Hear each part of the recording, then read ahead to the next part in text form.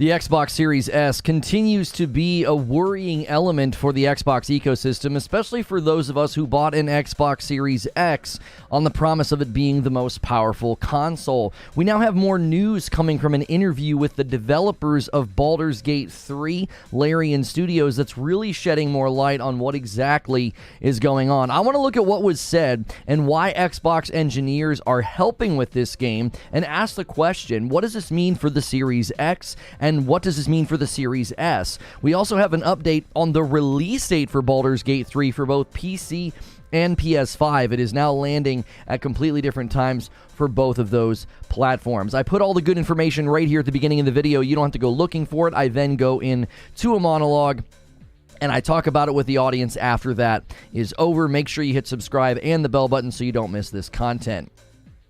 So the Series S is back in the headlines thanks to a new interview with the Baldur's Gate 3 team when they sat down with IGN. We have Xbox engineers helping. We have a dev's perspective on building for two different systems over at Xbox, and I have continued to express my concern as a Series X owner that the Series S will hold back this generation of Xbox. With the recent news that the Series S is basically considered the main console, we did cover that in a previous stream.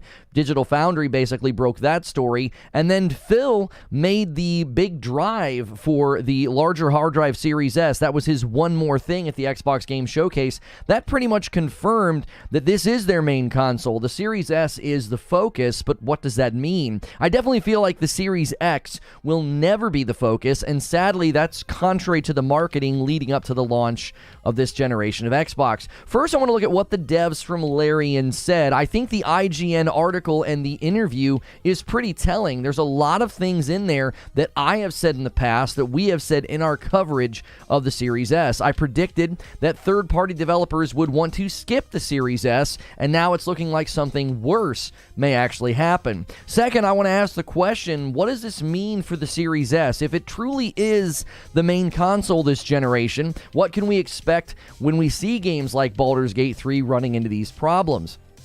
Third, I want to ask the other side of the question. What does this mean for the Series X? The Project Scarlet marketing continues to be an issue, in my opinion, and the entire vision that was cast for this generation seems to be fading with every game that launches. And I know many will claim this is an Xbox bashing session, but, you know, what those who criticize me don't realize is my frustrations for Xbox are as a fan. If telling the truth about how this generation has disappointed me, if that's considered bashing Xbox, then I think your bar is incredibly low. So first, let's look at this interview with IGN. Just a quick recap of what happened with Baldur's Gate 3 and launching on the Xbox. If you're unaware, it became known that it would not be launching on the Xbox. Everybody was assuming we were looking at another PlayStation 5 timed exclusive game where it was going to hit PC and PlayStation 5 first. Now, they quickly explained that that was not the case. They could not get split screen up to the same standard on the Series X and the S. Now, I remember being told that it wasn't the S's fault. People said that's not what they said, that it's not the Series S's fault. Anyone with basic deduction skills knew that this was because of the Series S. And now we have an article from IGN that pretty much settles the case. They entitled the article, Microsoft Engineers Helping Get Baldur's Gate 3 Split Screen Working on the Xbox Series S. So that pretty much removes all doubt who the culprit is. They sat down with this team. They sat down with this studio. That headline has not been redacted, edited, or adjusted. That's what we're concluding, and that's what they were told in this interview. Now, the devs have been good to say that this is their own fault. It's their own self-enforced policy, which isn't necessarily true. According to IGN, there is a, quote, Microsoft policy that enforces gameplay feature parity across the Xbox Series X and S. So just so we're clear, IGN goes beyond this too and states it rather exhaustively. We're not talking about something that Larian decided to do. This is something that every game is going to face if it wants to launch on the Xbox ecosystem from IGN here. This is not about a frame rate difference, a resolution difference, or whether or not the Series S version has the same advanced graphics effects as the X version. This is about a key gameplay feature difference, and that's where Microsoft draws the line. Now, I actually don't fault Microsoft for this policy, okay? I fault them for making the Series S after a year and a half of marketing the Project Scarlet and the Series X. You quietly hamstrung this generation. You didn't tell anyone until 2 months before the consoles released, and you only really told us about the Series S because it got leaked to the public. Also, in case you were wondering, IGN considered the other option that many have suggested. You might have asked, why not just release Baldur's Gate 3 on the Series X and ditch the S altogether? Microsoft does not allow that. So you might have wondered, like, oh, maybe they could just do that. That's also not allowed. So forced parity on features is required, but also you cannot skip the S. Some have also wondered, why not just scrap split screen altogether? But as I said, IGN pointed out feature parity is required, and IGN pointed out that 343 scrapped their own plans to do split screen for Halo Infinite. So maybe just scrap split screen for the game. Just don't put split screen in there for the Series X and the S, right? I don't know if that's a possibility. That's probably not something anybody wants to do. If you still think the Series S is not holding anything back, you had a first-party title in Halo scrap split screen, and the difference here could be worse to a certain degree. Seeing the game launch on PlayStation with the feature and launch on Xbox without it, that would actually be worse in many people's minds, mainly Xbox's. So they have to choose the least damaging path, and the least damaging path is you've got to make Xbox fans wait for the game. So thanks to IGN, we have more details on this. To dig into detail, IGN discussed the situation with Larian boss Sven Vinke. Understandably, he was at pains to avoid criticizing Microsoft and declined to comment when asked if he had requested a policy exemption. So that's an answer, isn't it? If you didn't ask for a policy exemption, you would just say, oh no, we didn't ask for that. Yeah, that's not something that we were wanting to do. The fact that you won't comment on that question tells me you likely asked for a policy exemption just to get this game out the door on the Series X and the Series S consoles. Well, actually, it would just be Series X. According to IGN, there's a growing amount of requests to skip the Series S. IGN understands at this stage in the Xbox Series lifecycle, Microsoft is sticking to its gun despite growing calls from the development community for Xbox to ditch its Series S launch requirements. So it'll be interesting to see if we ever hear from those developers, if we ever find out that, yeah, we skipped Xbox because of that requirement, or, they wouldn't let us skip it, whatever the case may be. We know they were already issuing complaints. There were already people issuing complaints to Microsoft about the memory bottleneck because Microsoft tried to free up some memory, but it was such a small amount it made virtually no difference. We covered that a while ago when they were basically trying to give a little bit more memory allocation in the dev kits. It didn't make a dent. So that was them acknowledging that there was already complaints out there. This is seemingly escalated into developers saying, can we just skip the Series S altogether? Like other devs, though, Larian is hesitant to criticize Xbox, more from the article. Rather, Vinke pointed out to the complexity of Baldur's Gate 3 itself and the freedom it offers players in split screen as the root cause of its troubles. However, even in his attempts to not blame the Series S, if you listen, that's where the blame falls. Here's another quote. I think people will be surprised when they see everything. There's constraints we have to overcome, so we just work on them. Some take more time. Those constraints that they have to overcome aren't in the game. The game's landing on the PlayStation 5. It's landing on PC, okay? These are hardware constraints. It's underneath the surface. He's not coming out and saying it. He's being very diplomatic, but you wouldn't talk about constraints in your own game when you're having to have engineers come and help get this thing running on the Series S. There's only one way to overcome hardware constraints. You gotta cut things, especially when you're trying to do something like split screen.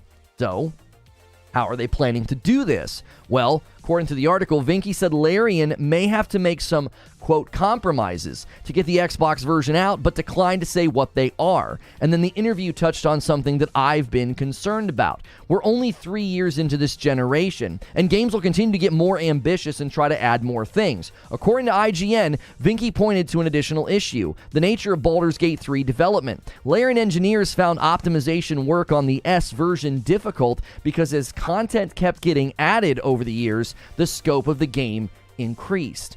Scope creep is so common in games. Cyberpunk, in my estimation, is one of the worst offenders in this category, and the old-gen consoles suffered the worst when Cyberpunk launched. In similar fashion, the Series S is now the weakest link in the next-gen chain, so it will be the most troublesome for developers now and in the future. And IGN is right to point out that this is a bad look for Microsoft. To a degree, I find it embarrassing that they're putting this developer in this position. This developer is having to run public PR. They're going to run through the public PR gauntlet because of your limited hardware and your choices. More from IGN. While this is frustrating for Larian, it's a bad look for Microsoft. Its customers are missing out on one of the most promising role-playing games in years, and who knows how long because of what many players will deem an arbitrary release policy. But to Microsoft's credit, they are sending engineers to help. And they should. It's their hardware choices and their policies that led us here. According to IGN, it comes as no surprise to learn engineers from Xbox Advanced Technology Group, ATG, have been drafted in to help Larian get the S version of Baldur's Gate 3 up to scratch. Microsoft, though, did not respond to IGN's request for comment. So again, I find that embarrassing, but it's par for the course. The Series X and Series S marketing amount to nothing now more than empty promises. It's one thing to lack performance and next-gen presence. Not getting games is brand new territory, and it's territory I said that we would find ourselves in. Now, there was one line from the interview that I believe needs to be heard in its totality, because the common response I get from hardcore Xbox fans is, well, that's on the devs, or they're lazy devs, okay? Listen to the following quote from the interview.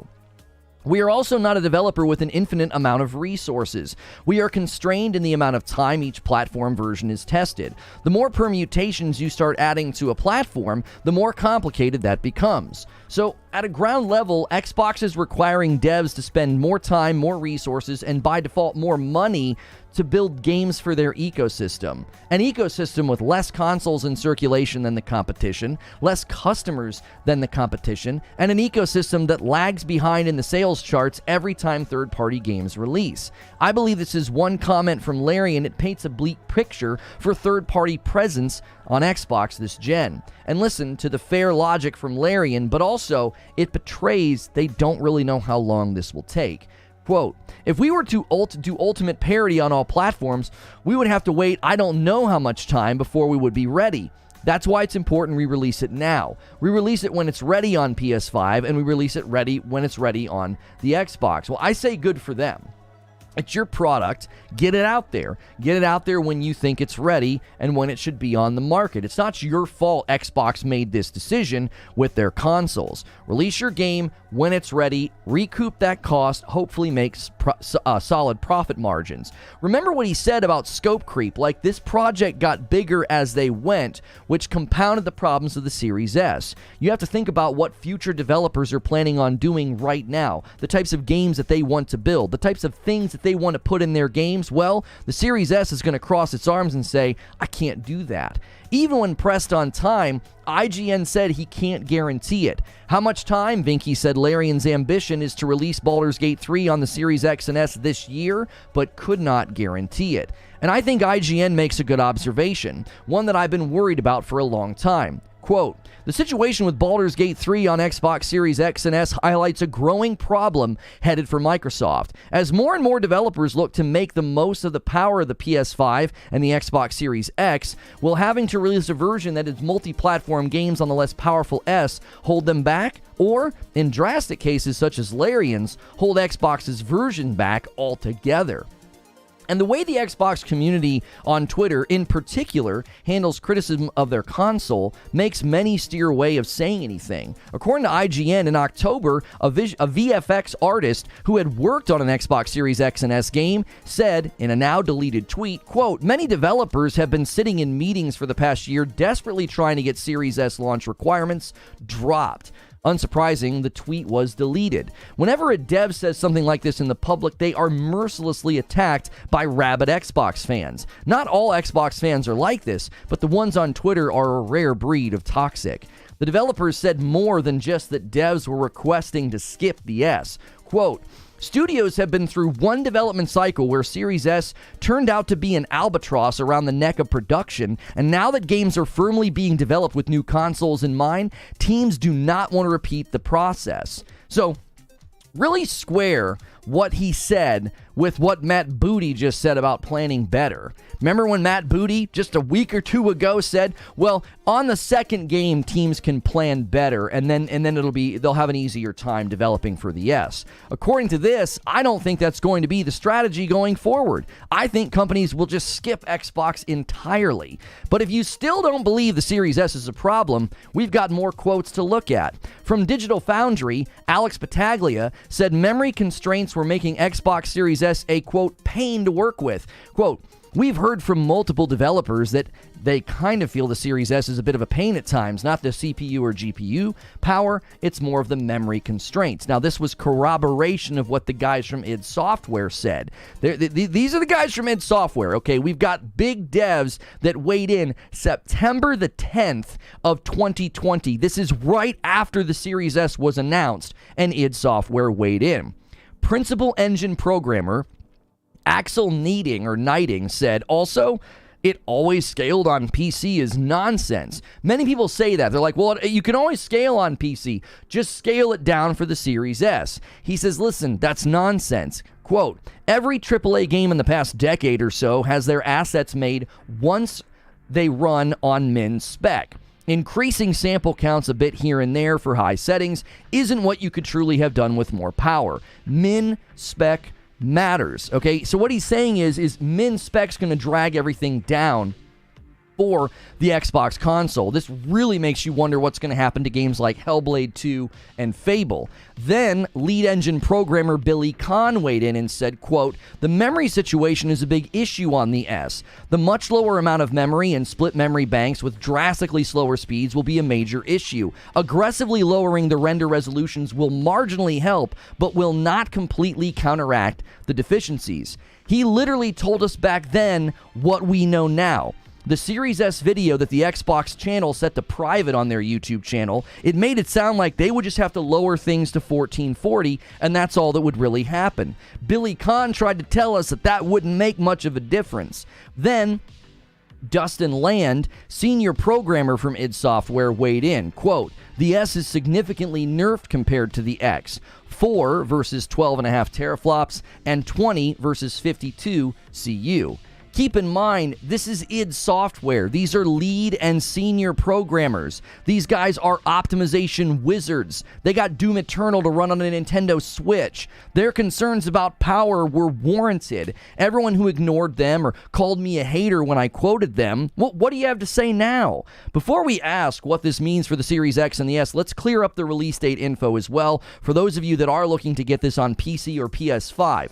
Baldur's Gate 3 was planned for launch on August 31st, a day before Starfield's effective September 1 release date. Now, the PC version of Baldur's Gate 3 actually got moved back. It's happening earlier. That'll launch on August the 3rd. That's going to give it a month head start on Starfield. The PlayStation 5 version is delayed a week and will land on September the 6th. So what does this mean for the Series S? The difficulty in asking this question is that we just sort of discovered Microsoft's real plans recently, right?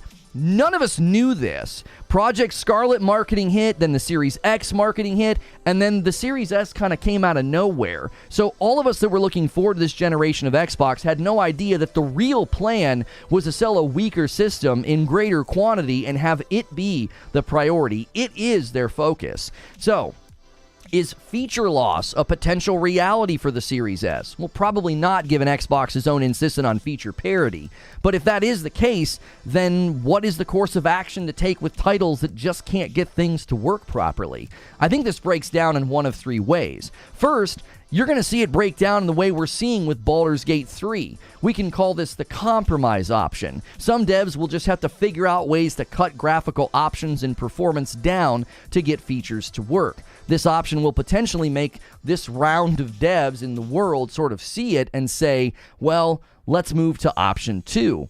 Option 2 will be skipping Xbox entirely. Smaller studios or projects with just a smaller budget are not going to be able to take the risk that this company is going through right now. The recent news about how much titles like Horizon Forbidden West and The Last of Us 2 cost has been eye-opening for some. Imagine the budget of a big multi-plat title, and then add into that production and time loss, not just to optimize for development, but losing things, compromising your game's quality just to get your features to work.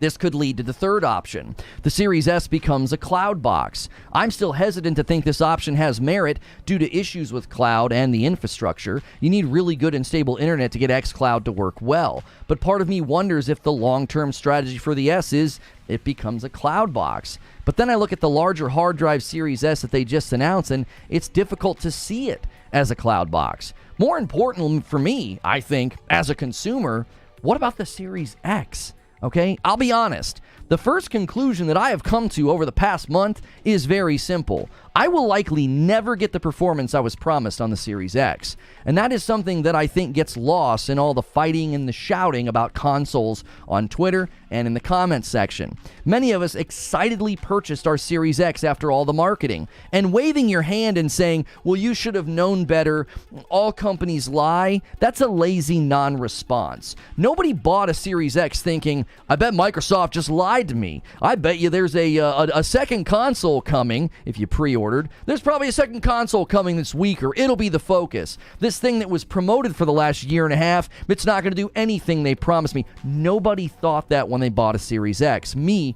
least of all. It was the first box I bought this generation. It was my primary console. The other conclusion I've come to is that the Series X just can't be a priority. You'll notice an undercurrent of narrative that formed just from the Baldur's Gate 3 interview. There is no insistence about what the Series X should get. There's no performance that should be targeted. The insistence is that the Series S must be included and that feature parity must be achieved. According to recent discovery of the FTC, the Series X got less priority than the cloud. The cloud got the raw materials. Jez Corden said this in a Windows Central article months ago, and people thought it was bogus. The Series X is not a priority. I think all of this has to be eye-opening for third-party devs, which leads to another conclusion. Third-party studios of varying sizes and budgets will just start skipping Xbox. It's proven over the last 3 years that if you want to build an innovative next-gen game, or you want to build a big game like Baldur's Gate 3? Do you want to have something as simple as split screen? The Xbox platform is not the platform for you. They cut split screen from their own first-party game, for crying out loud. And just one final thought of what could happen.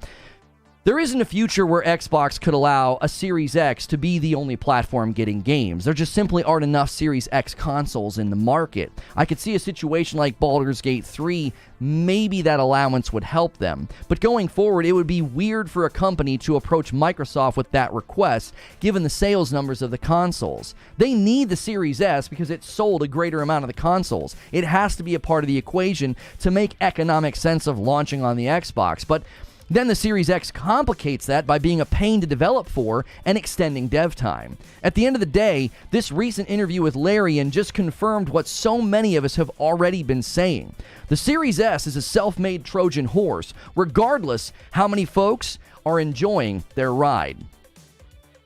So let me give you my thoughts and my conclusions. That was an unfortunate timing there on the transition. I had to end the recording for the monologue. Listen. My thoughts and my conclusions. Number one, obviously the Larian interview was vindicating for those of us who have been called haters simply for making basic observations about the Series S and its power and what it's going to do to games, okay? Just basic observations, just quoting experts in the field like id Software, which they're under the Xbox umbrella now. Isn't that ironic? And I think that this has been specifically frustrating this generation of consoles. You aren't allowed to state facts or be critical of Xbox. You get labeled, you get smeared, you get attacked. One glimpse at Twitter, and you can see just how sensitive and insecure everyone is. A little video that I'll put out saying what I think about what's going on, or potential realities that might happen, and I get attacked as if I insulted someone's family member.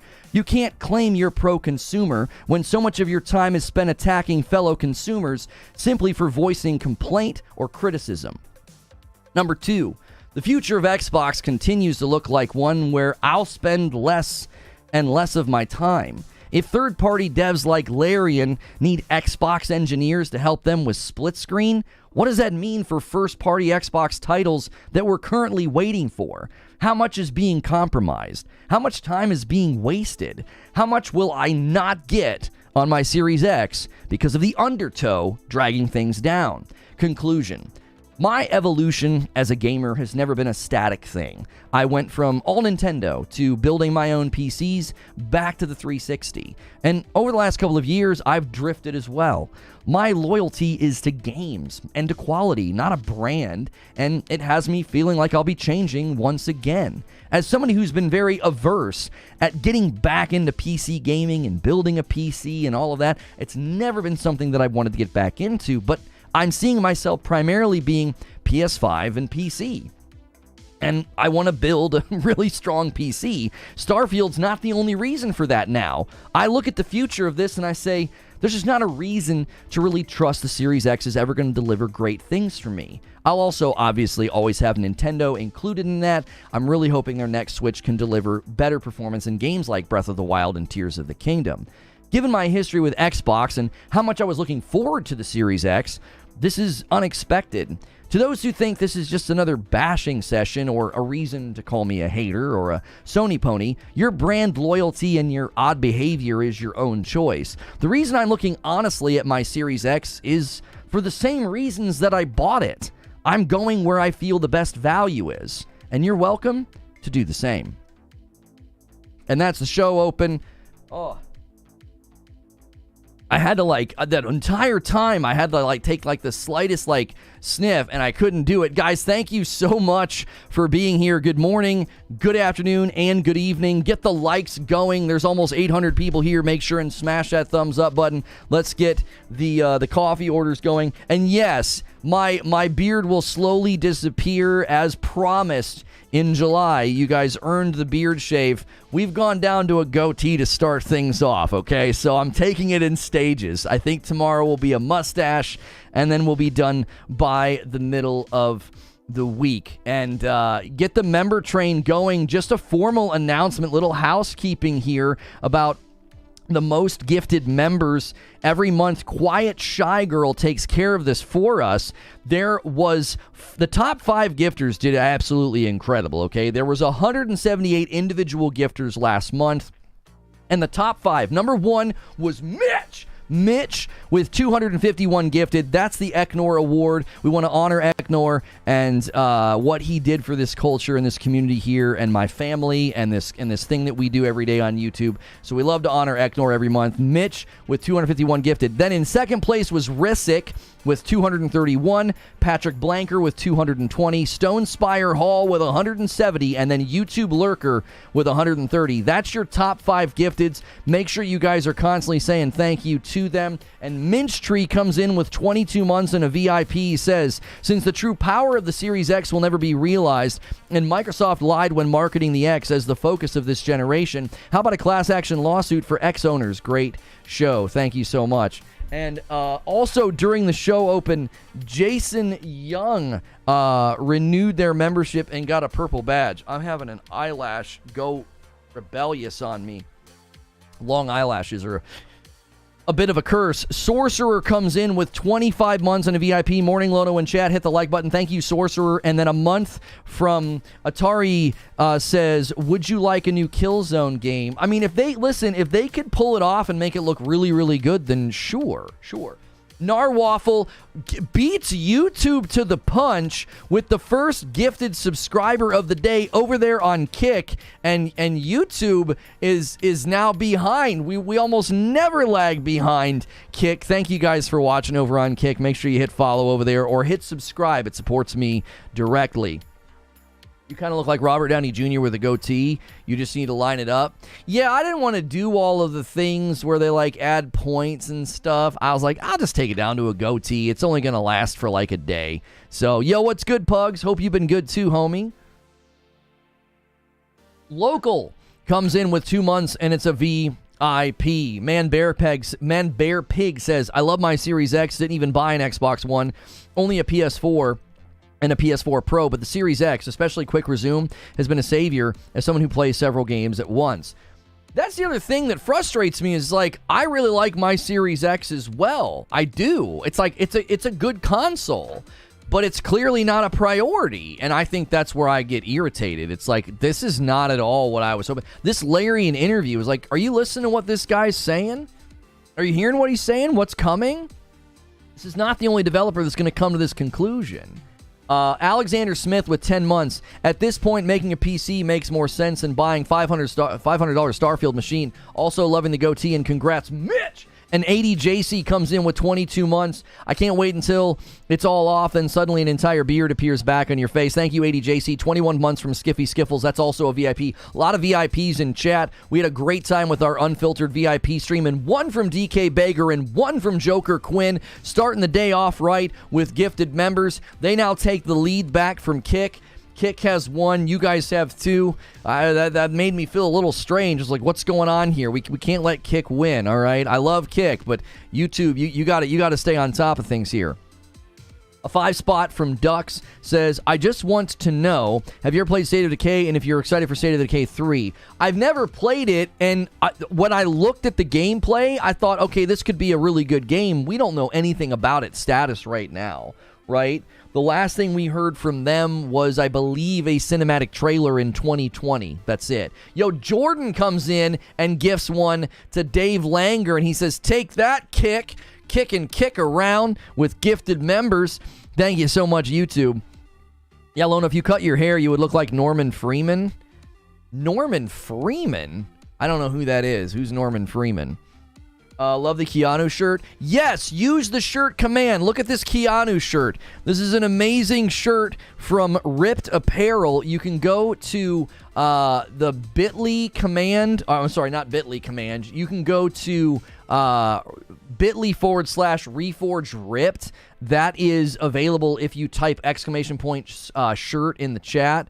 And then I'm going to put it also in the ripped t-shirt. There we go. I'm going to put it in the description as well if anybody wants to click that link. That does support me right there. Their shirts are very well priced. They're like $14 to $25. You don't really need a discount. They don't do that, but that does support me if you go order a shirt from Ripped Apparel with my link. bit.ly/Reforge Ripped.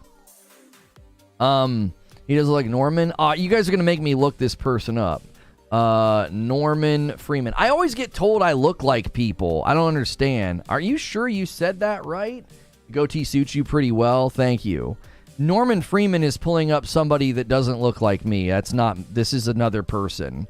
I don't know who this person is or what they're doing. I feel like you guys are pulling my leg. He means Morgan Freeman. Well, that wouldn't make any sense. Lono, did you know that you're a bad addition to the gaming community? What? What are you talking about?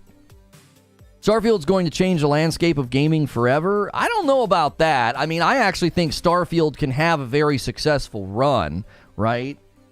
Oh, Gordon Freeman from Half-Life. I was like, what are you all talking about? Norman Freeman? I was like, who is that?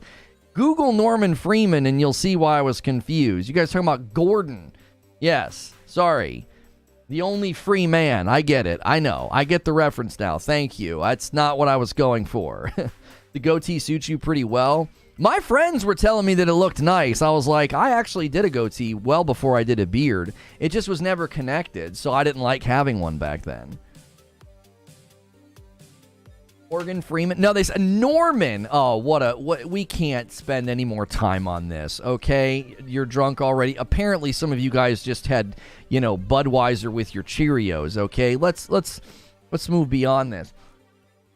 Here's the thing you have to understand. The reason that another gifted subscriber over there on Kick, Narwaffle just takes it to 2. I don't know. You better keep it up, YouTube. They're nipping at your tails here. It's your heels here. Silver Subaru with 29 months. Thank you so much. Keep up the good work. Can't wait for Starfield. Skiffy Skiffles with 21 months as a VIP. I think I shouted that one out. Thank you so much, Skiffy Skiffles. I Googled Norman Freeman. Yeah, I don't know who Norman Freeman is. I don't look anything like that person. Not the right complexion, if you catch my meaning. I was like, I am so confused. I thought somebody was, like, trolling me. I was like, huh? Like, what are y'all talking about? Poor developers having to develop games like GTA 6 and Witcher on the Series S. Don't you wonder, Justice Bolt, you're goofing, but think about that for a second. Another gifted member comes in from Raptor, almost setting up the layup. 5 is a beautiful layup for the 20 bomb big boys. Add your flavor text to the description. Okay, I'll do that in a minute. I've always said the Series S is the worst mistake Xbox has made as a company. It's not only ruined development for this gen for Team Green, but also lost them good market share. Listen. I this is not hate, but I think what Justice Bolt just put in chat, we've got to consider that. There are allegedly, right, really big games coming. Very, very big games are coming, allegedly, right? GTA 6 and Witcher 4, all these games coming. Now, there's a chance that a lot of these game companies going to Unreal 5 will somehow be able to get everything whittled down to the Series S, okay? But that's the concern, is it not? Don't these companies want to go bigger? Don't they want to go better? Like, listen to the argumentation from Larian about Baldur's Gate 3. Just listen to what they said. They essentially said, I'm paraphrasing, this game is so big, it's so complex, we give you all this freedom. When you add in split screen, it's just a challenge, okay? That doesn't sound like anything that we're not just supposed to be doing by default right now. Bigger games, lots of freedom, and you want to add in split screen, it's a problem? What happened to your face? The beard slowly coming off. We hit a crazy member goal last month, Brooklyn Breed, and I said I would shave the beard. So we're taking it off in stages. I'm going to try out a couple of different looks, and the goatee is being tried out today. There it is, another gifted from DK Baker. That's a layup. If any of the big boys are in chat, we already listed the top 5 guys who gifted last month. Those 20 bombs like to swing in out of nowhere. I don't know if they're here yet. It's a little early in the day. They might not be here. GTA 6 Lucky isn't cross-platform. Kratos is like, I'll do half of it. He sets it up and takes it to 15 with a 10 bomb. Look at that. See? I told you. I said there's always somebody waiting in the wings to drop those bigger bombs, man. The little guys doing the little ones, and then the big bombs, they all add up. You guys are amazing. Thank you so much. It's a beard striptease. Thank you. That's right. Kind of look like Steven Seagal. Maybe I could get in some of his movies as like his body double if he was, 5'6" and weighed 150 pounds. So Tyler Johnson says, I'll jump on. We'll do another form of a layup. He takes it to 20. That's exactly the way to do it. You guys are amazing. Thank you so much for gifting those members. If you get a gifted membership, make sure and consider paying it forward. Gift 1, gift 5, do whatever you can. At least hit the like button and the subscribe button if you've never been here before. I am obviously being critical. Could we get 70 more likes? There's like 800 people here. We should have 300 likes. I'm obviously being critical here, but I'm being critical because this is, to me, this is personal. Like, as a consumer, I really am, this isn't like fake. It's not like, oh, I just love bashing on Xbox. It's like, I suddenly came to the realization, Abe comes in, 27 months, it's a VIP gold, paternity leave is done, I'm back full time, bees. He drops a 20 and takes us all the way to 40, and then another 5 comes in from Kratos and takes us to 45. We're now on the doorstep of 50. You guys are nuts. Thank you so much, Abe. Good to have you back. Hope that little bebe is not keeping you up too late at night. Like, this is a genuine piece that I wrote today. It was all from the heart. It's like, I bought a Series X based on everything you said, and this Larian developer comes in and is like, he's doing everything he can to not say it's really, really hard to get games to run on the Series S. Really hard to build games for the Series S. IGN goes one step further. They're like, there's a growing amount of developers asking to skip the S. That's not even an option, by the way.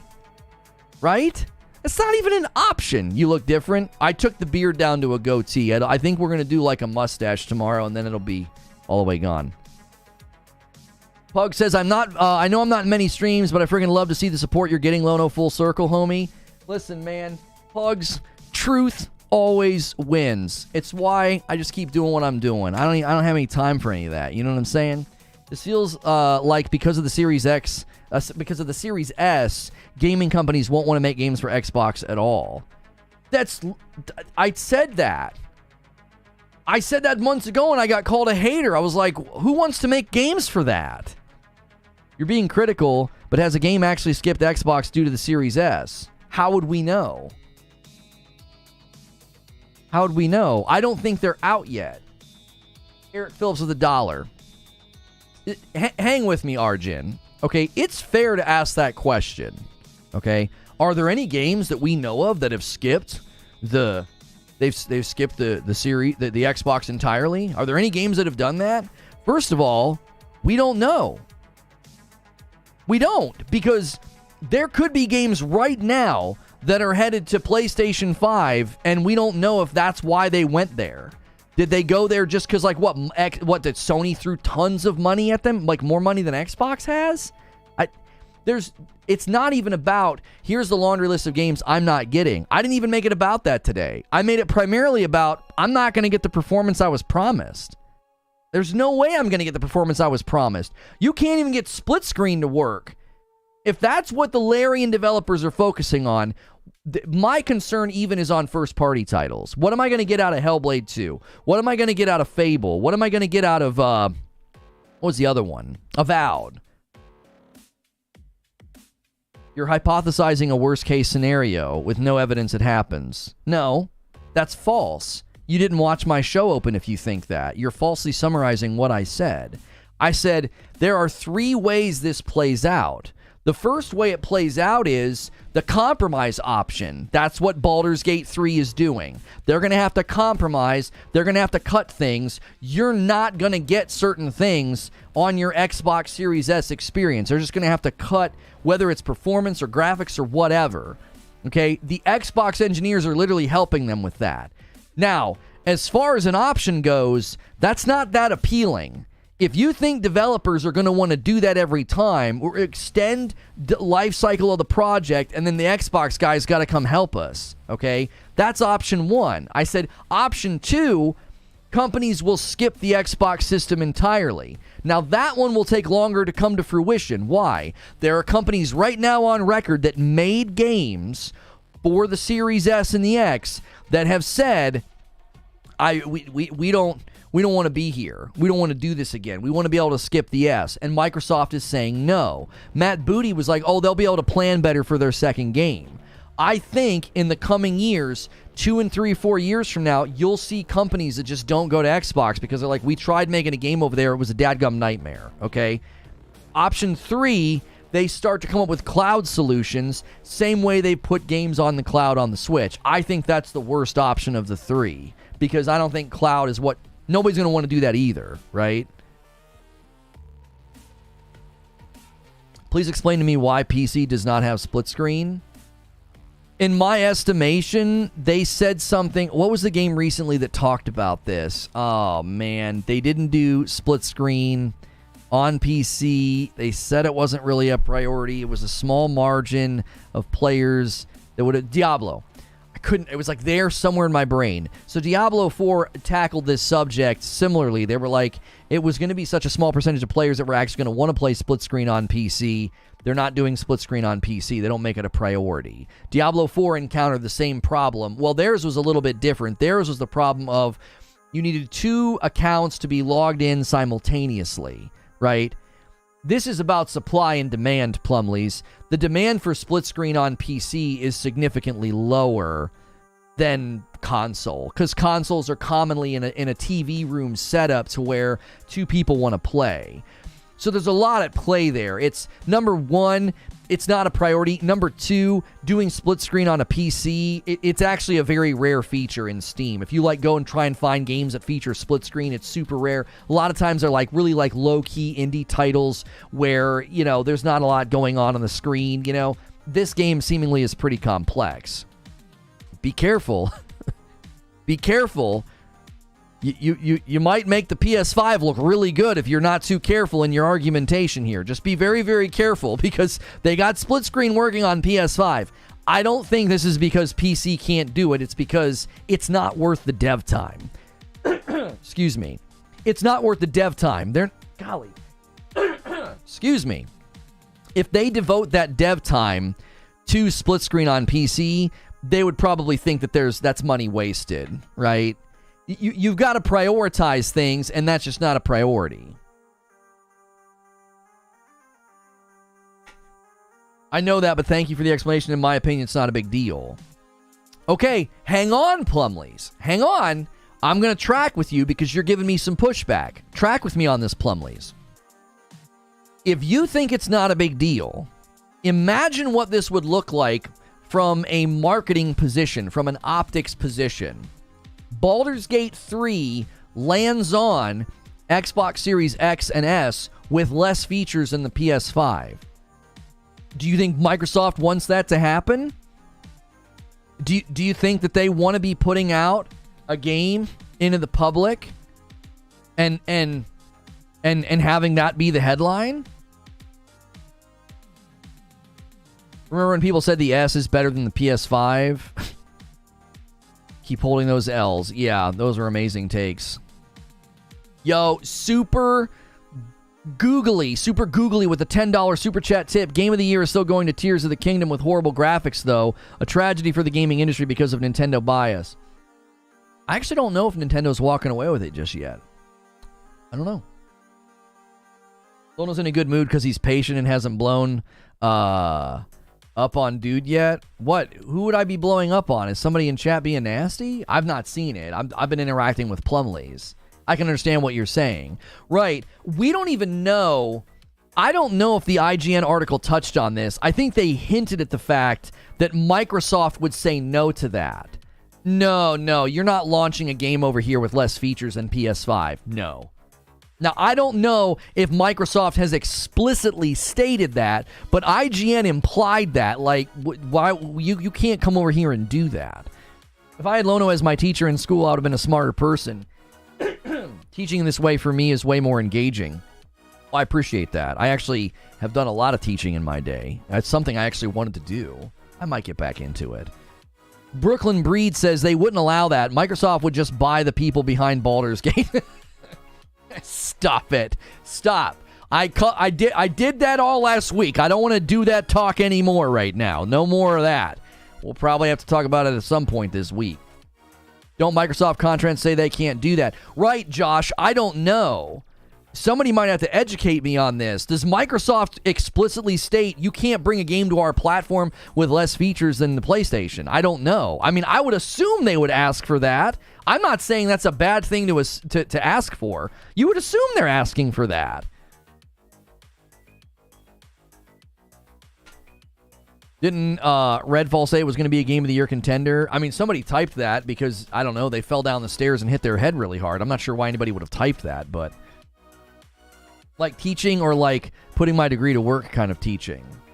A bit of both, but not formally as a paycheck, Abe. No, yeah. It would be a lay form of teaching, but it would be putting my education to work, yes. I've also got a couple of books I want to write. As a whole, I don't have time. Am I lying, though? Yeah, where's the lie? Where's the lie? I can't find it. Harry! Hey! How are you, Harry, with the 5 spices? You're kind of cute. Thank you. I appreciate that. What do you guys think? Goatee versus beard? Do you think I should just, after this month and it all grows back, just always go with this? I don't even know about the chops, though. I'm not sure. I was worried that if I didn't have this, it would just be a whole lot of just nothing. Having a naked face is weird. Harry spitting facts, though. Thank you. I can't see Oh, come on. Stars News on the Series S. Jurassic, please educate yourself. Series X is marginally more powerful than the PS5. Listen, if someone's going to come at chat or me or anybody and argue about how, like, the Series X is more powerful, you got to demonstrate that. Can you demonstrate that with a game? Can you? Are there any games right now where you can demonstrate that the Series X is so much stronger than the PS5? I'm genuinely curious. Nah, for real, grow it back. Creature says, grow it back. They're just being nice. Rude. Salute. How would or does DLSS or the like affect the Series X? It doesn't affect the Series S, Omar. So, a lot of people don't know this about this reality, okay? So, you're asking a question that many people are in the dark on, so don't feel bad about not knowing this, okay? DLSS is an NVIDIA feature, okay? You have to have NVIDIA hardware to use the deep learning system that NVIDIA's come up with. So whatever version we're on now, DLSS, somebody in chat can say what version we're currently on. That's not in these consoles. So these consoles would have to leverage FSR. Currently, as an example, Final Fantasy 16 is using like FSR 1. Many people are hoping it can maybe upgrade to FSR 2 because FSR 2 is significantly better at pushing performance and doing things with, you know, dynamic resolution and frame rate and all of that, okay? So you cannot do DLSS on these consoles. They can leverage FSR, but even FSR has a long way to go to catch up. We're on DLSS 3. Thank you. That's the latest version we're on. See, I know enough, so if you don't ever feel bad for not knowing something, I know just enough to tell you what I just told you, and that's all I can basically say. I don't know much more than that, right? You look like the universe started in 1776. Shut up, Harry. Eugene says the S has to last 5 more years. Right, like in 2028, are we going to be facing this reality? You know what I'm saying? Like, I'm not trying to hate. I'm genuinely, like, listen to what I said at the end of my opening monologue. I said, I am continuing to go through an evolution as a gamer. If you would have told me back in 2020 when I was planning on buying a Series X, if you would have told me you're going to end up going back to PC, you're going to end up building a strong PC. You're going to go back to PC. You're going to do that. You're going to have a PS5 and whatever Nintendo does. I would have been like, I don't know. I don't want to do that. That's not what I want to do. That's the evolution that I'm like looking to doing. I would like to nominate DK Baker for some kind of award. Dude is always gifting here. We should have an award. I could ask Quiet Shy to maybe track that. Who does the most amount of single gifteds, right? I kind of agree with you. DK Baker is always greasing the wheels. I mean, you guys set it up right now. Somebody could slam this home with a 5-bomb, and we're already at 50. I've been streaming for 51 minutes. That's insane. That's like a member a minute. The Series S can die now. The 1X is better than the Series S. You guys that keep talking like that, that's not an option. I love you. I'm mad at the Series S as well. But homies, that's not an option. That's the console. That's the one they're focused on. The facts are the facts at this point. There's not, like, listen. The Xbox guys that don't like me, just track with me here. Risset comes in with a 10-bomb and takes us all the way to 55, conveniently setting up a 20-bomb that would get us to 75. He just laid up with a layup. That's a layup chain. That's insane. Track with me here for just a second, okay? I don't get why people dislike me so much because of my takes on Xbox. Like, if you don't like me because of me, I'm not going to lose sleep over that. That's the world, right? There's people that don't like you too. That's, you know, you just got to accept that as an adult. People aren't going to like you, okay? But to dislike me so much because of my takes on Xbox, just track with me for just a second. I want you to take all that defense, take all that loyalty, okay? You're defending the Series X and the S. You're defending Xbox. Okay, take all that loyalty. Detective Seeds drops it. The 20-bomb layup. Walks it all the way to 75 single-handedly. I told you why people don't like you. I love you, Brooklyn Breed. I do. That message, that voice message you sent me that one day in Discord, man, it really touched me. You know what I'm saying? It was really heartfelt. Thank you. And I know what you're saying. But just track with me. I feel like I can convert some of these people to be sensible members of this community. Come in here and take up for Xbox, okay? I want you to do that. I invite you to do that. We can be friends. I truly am hoping some people will put the pitchforks down. Why? Let's just be friends. Friends that disagree. My gosh, what a treasure that is that you're missing out on. Anyway, take all that defense of Series X and Series S. You're defending it. You're defending it. It's awesome. It's awesome. Okay?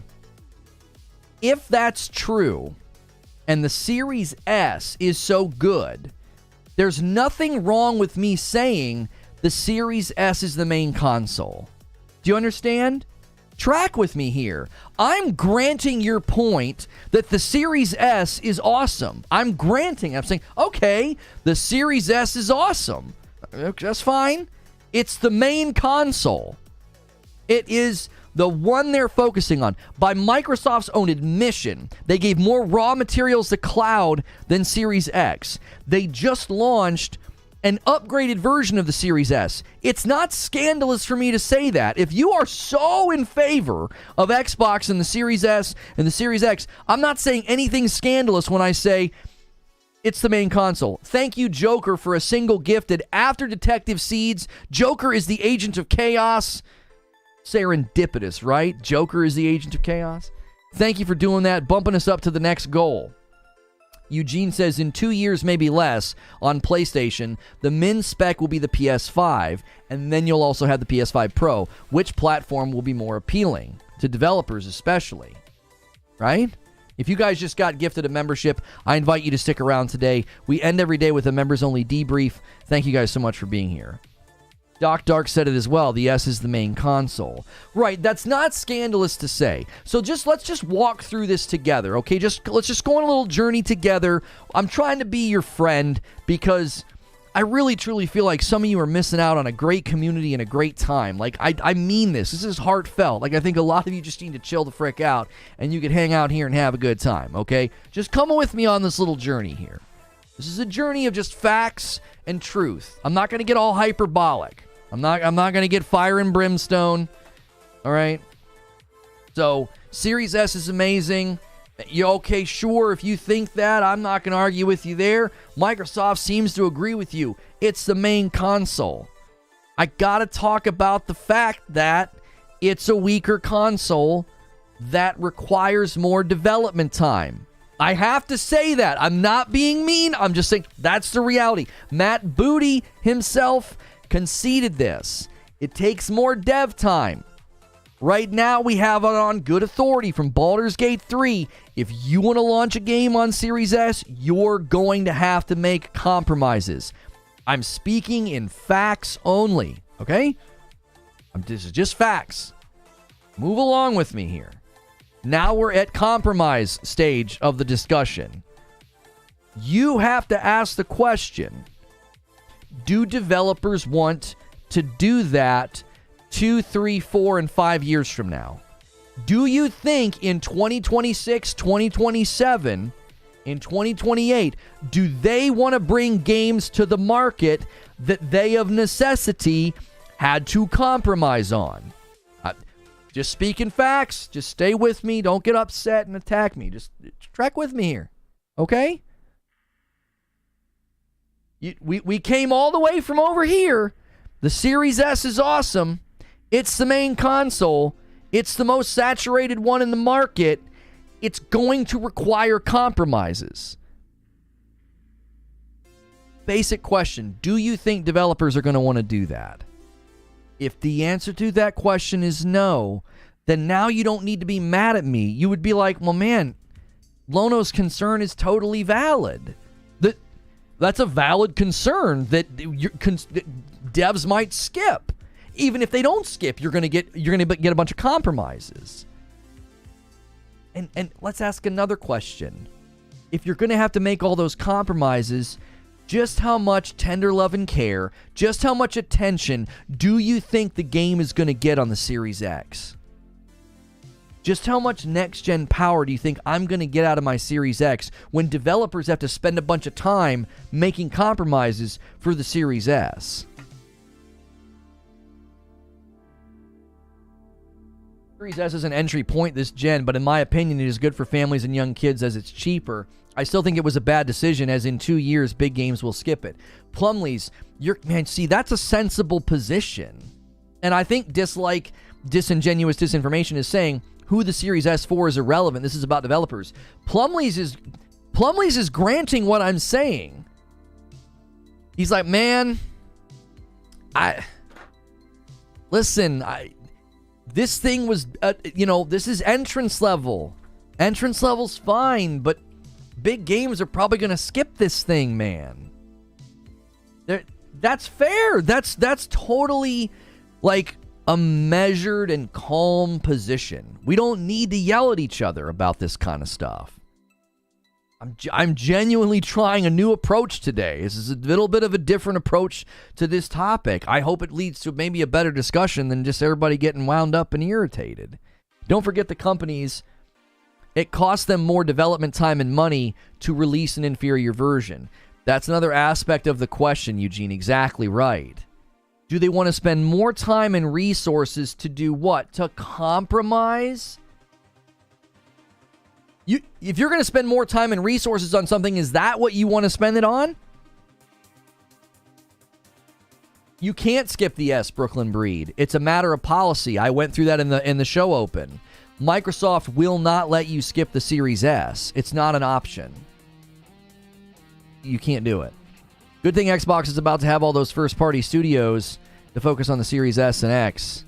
Oh, man. Joe C., are you going to take me there? Oh, don't worry. Don't worry. I have a monologue for you. Don't worry. This is related to Activision Blizzard. I really don't want to talk about that stinking deal, okay? I'm going to give you guys 5 minutes. 5 minutes. 5 minutes. If you... Golly, we got to keep the temperature down. Let's keep the temperature down. Keep it down. Okay? Don't get all upset. Let's all stay calm. 5 spot from Darth Biscuit. Bro is just mad that the Xbox Series S is the best console made. LOL JK. Thank you, Darth Biscuit. Don't go there. Now, I'll give you 5 minutes. This is a very sensible thing to talk about. Okay? Let's imagine right now that what the developers at Larian are dealing with Baldur's Gate 3 is just a glimpse behind the curtain at what other developers have been dealing with. Why that guy that deleted his tweet, and he said, there are people trying to skip the Series S, okay? What do you think Activision Blizzard property looks like 5 years into this forced setup? They won't have any choice. Okay? So if you really like Activision Blizzard property, you have to consider that, don't you? Again, go all the way back to our very sensible conversation of logic that we had. Can we see the bottom of your shirt? Yeah, you got Bill and Ted, and I think the cigarette's Constantine, isn't it? Yeah. Yeah, John Wick, Neo, Constantine, and Bill and Ted. If you want to get this, there's a shirt link in the description, or you can use the shirt command in chat. Silent Warrior with 22 months, it's a VIP. Do you think that since the Series X is technically the mid-gen upgrade, that in a year or two, Microsoft can justify moving away from the S? No. How can you move away from it? How? They're saturating the market with more Series S's. The Series X got less raw materials in cloud. Series X is not a priority. They're not saturating the market with it. Track with me here. We just walked through very sensible logic of if the Series S is so great, it makes sense that it's the main console. It's what Microsoft is focusing on. They're going to have to be compromises made with games. Forget about Activision Blizzard for a second. This is so personal for me. What about Hellblade 2? What about Hellblade 2? Diablo 4 runs great on the Series S, but it's at 1080, homie. I need actual evidence for the assertions being made, and I'll get behind it.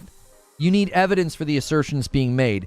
Halo, first-party developer, scrap split screen. Why? We know why. Larian comes out and says, we can't get split screen to work to the same standard. A developer speaks out and says, companies right now are asking to skip the Series S.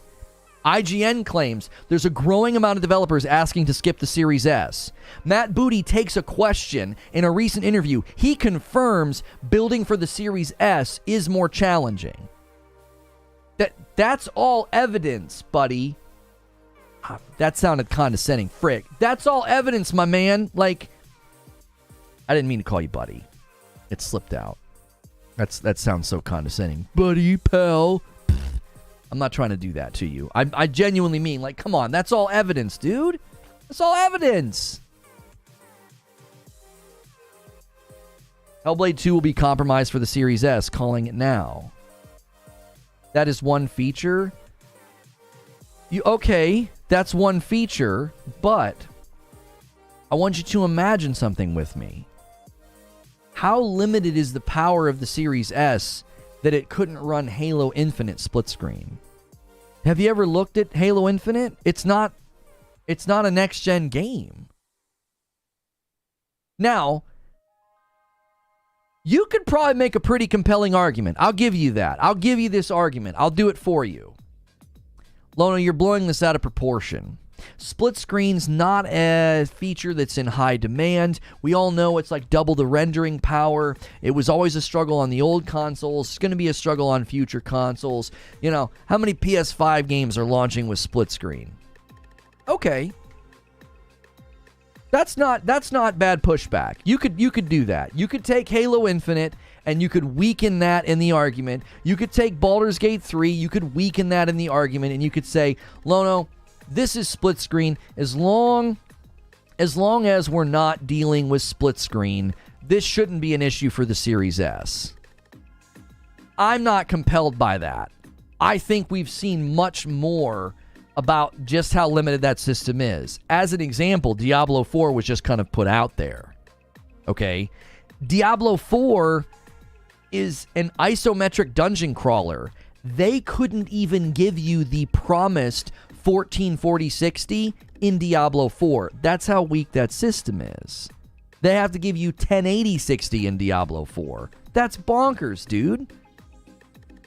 Ducks with a $10 super chat. Let's face it, they're having these problems with Baldur's Gate 3. Imagine bigger releases like GTA 6. It's not going to really hurt Xbox. It's going to hurt the developer too.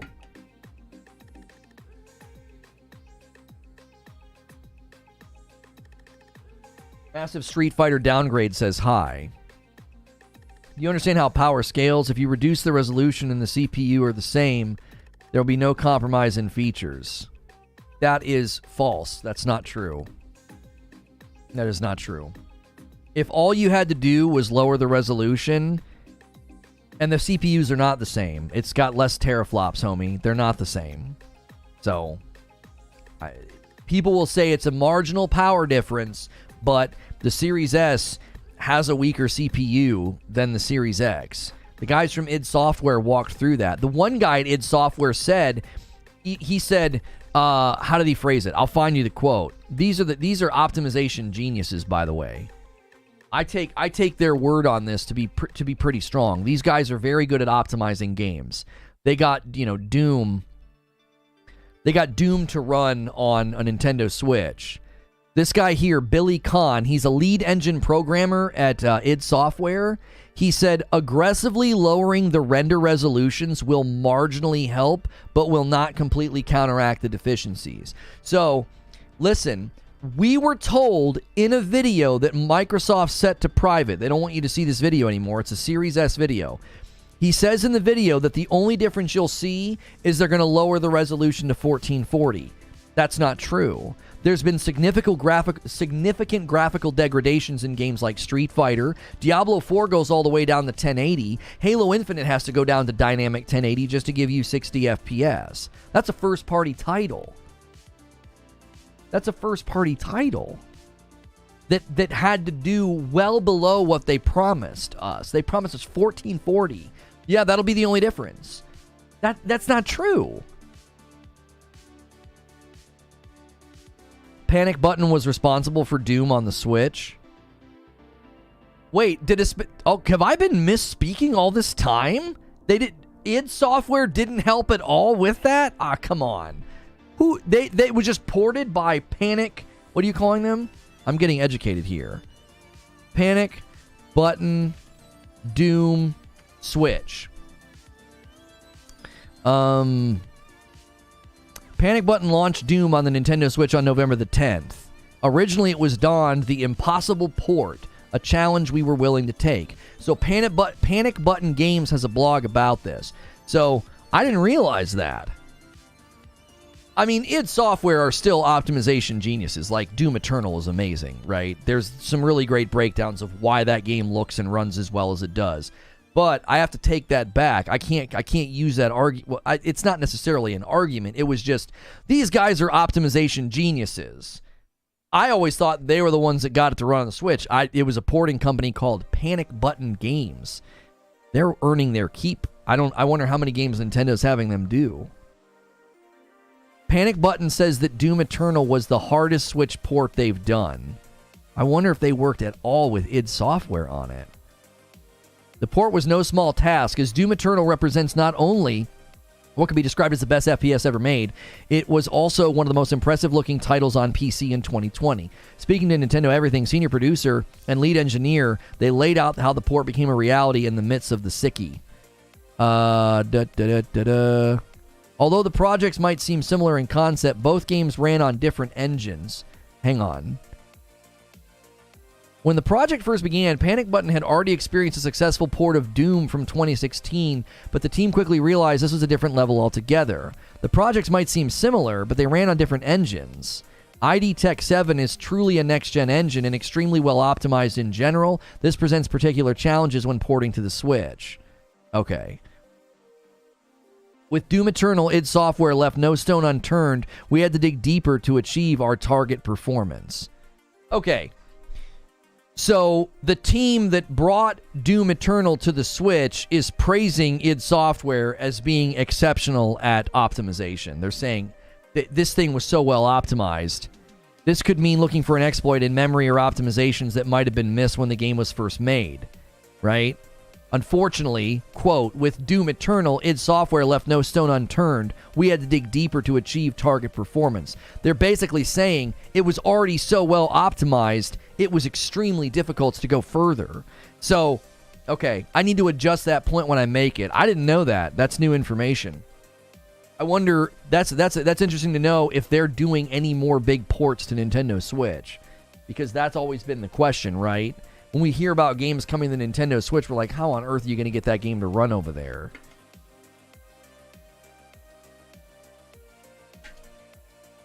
In any case, the point stands.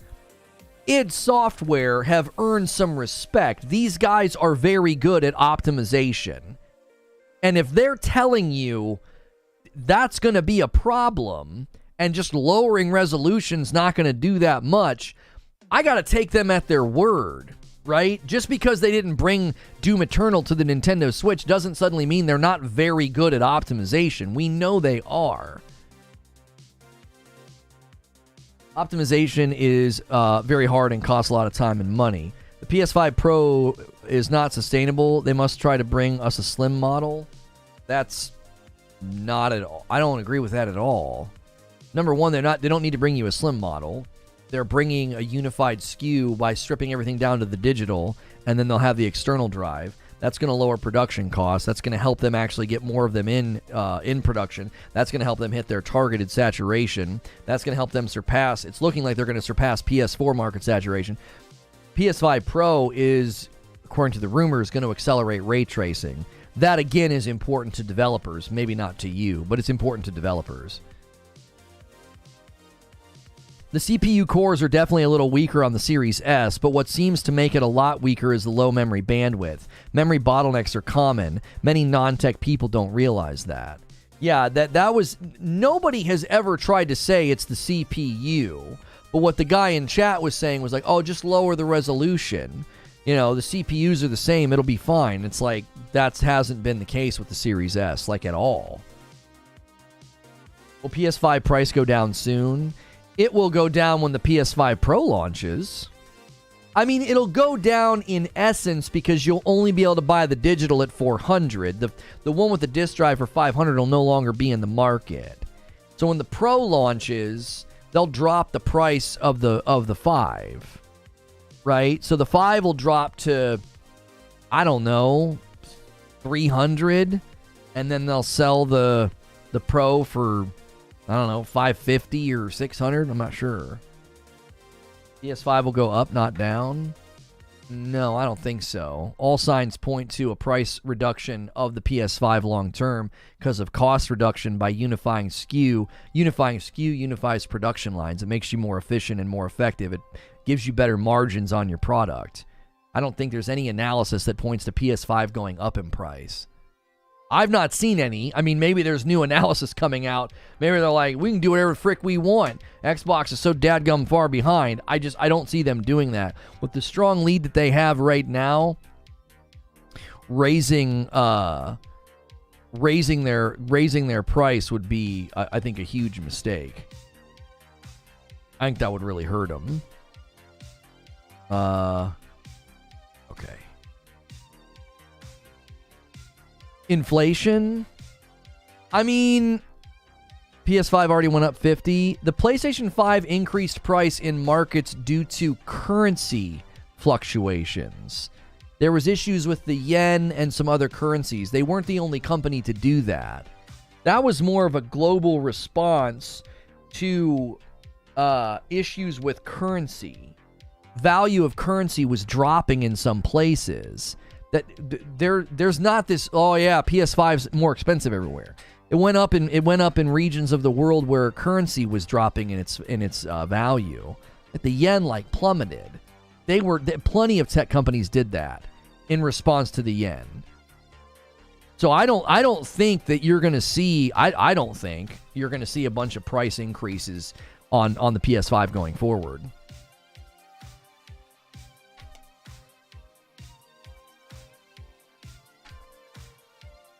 Diablo 4 release on all consoles and PCs.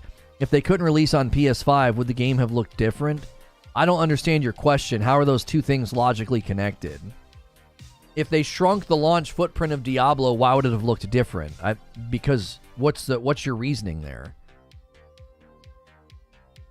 PS5 price drop announcement will happen when the ABK deal goes through. They have no need to drop the price for the product everybody wants. I don't know if they're going to jump.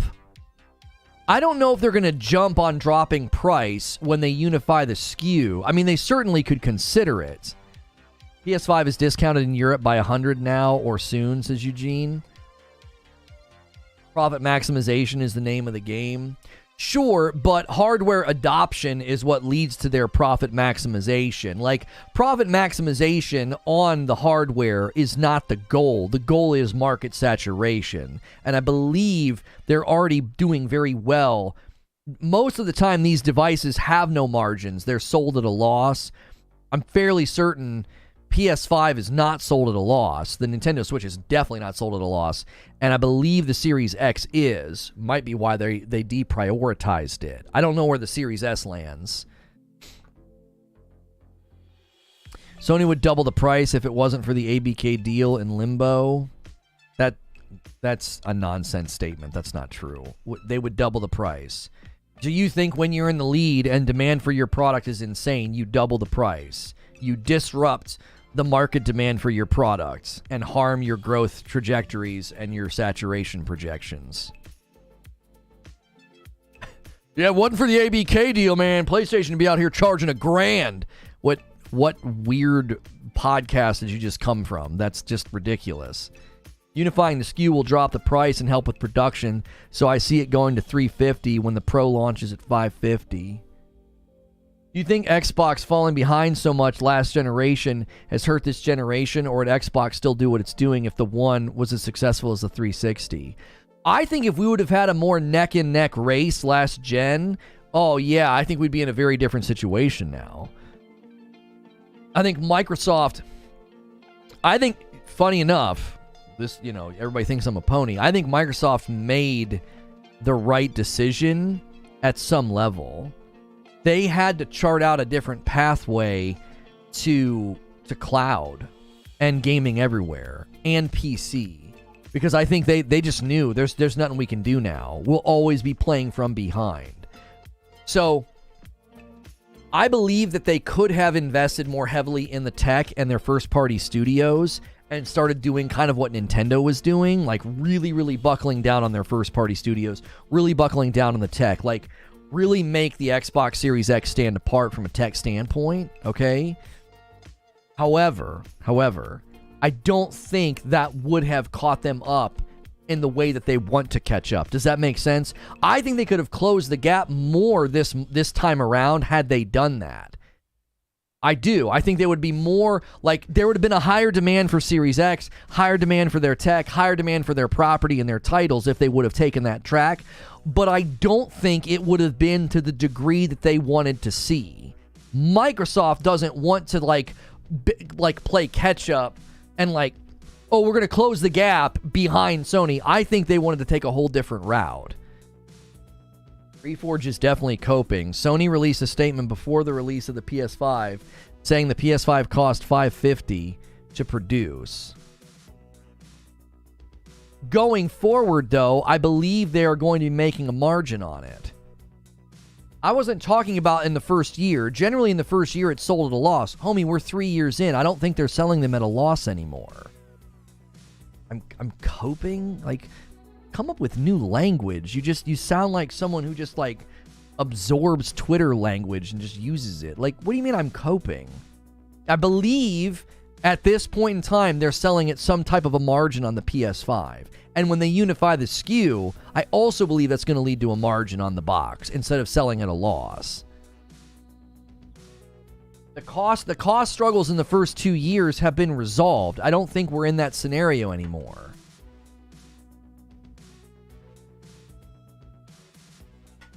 When did Sony say that? I've seen estimates of $300 to $400 to produce.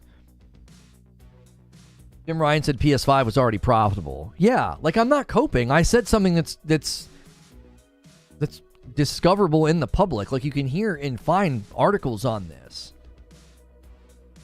There's evidence pointing to margins on the PlayStation 5 per unit. They announced they were no longer selling at a loss a while back. Yeah. I didn't feel like I was saying anything that outlandish. I was like, I'm pretty sure we've all seen this. This is a development this generation.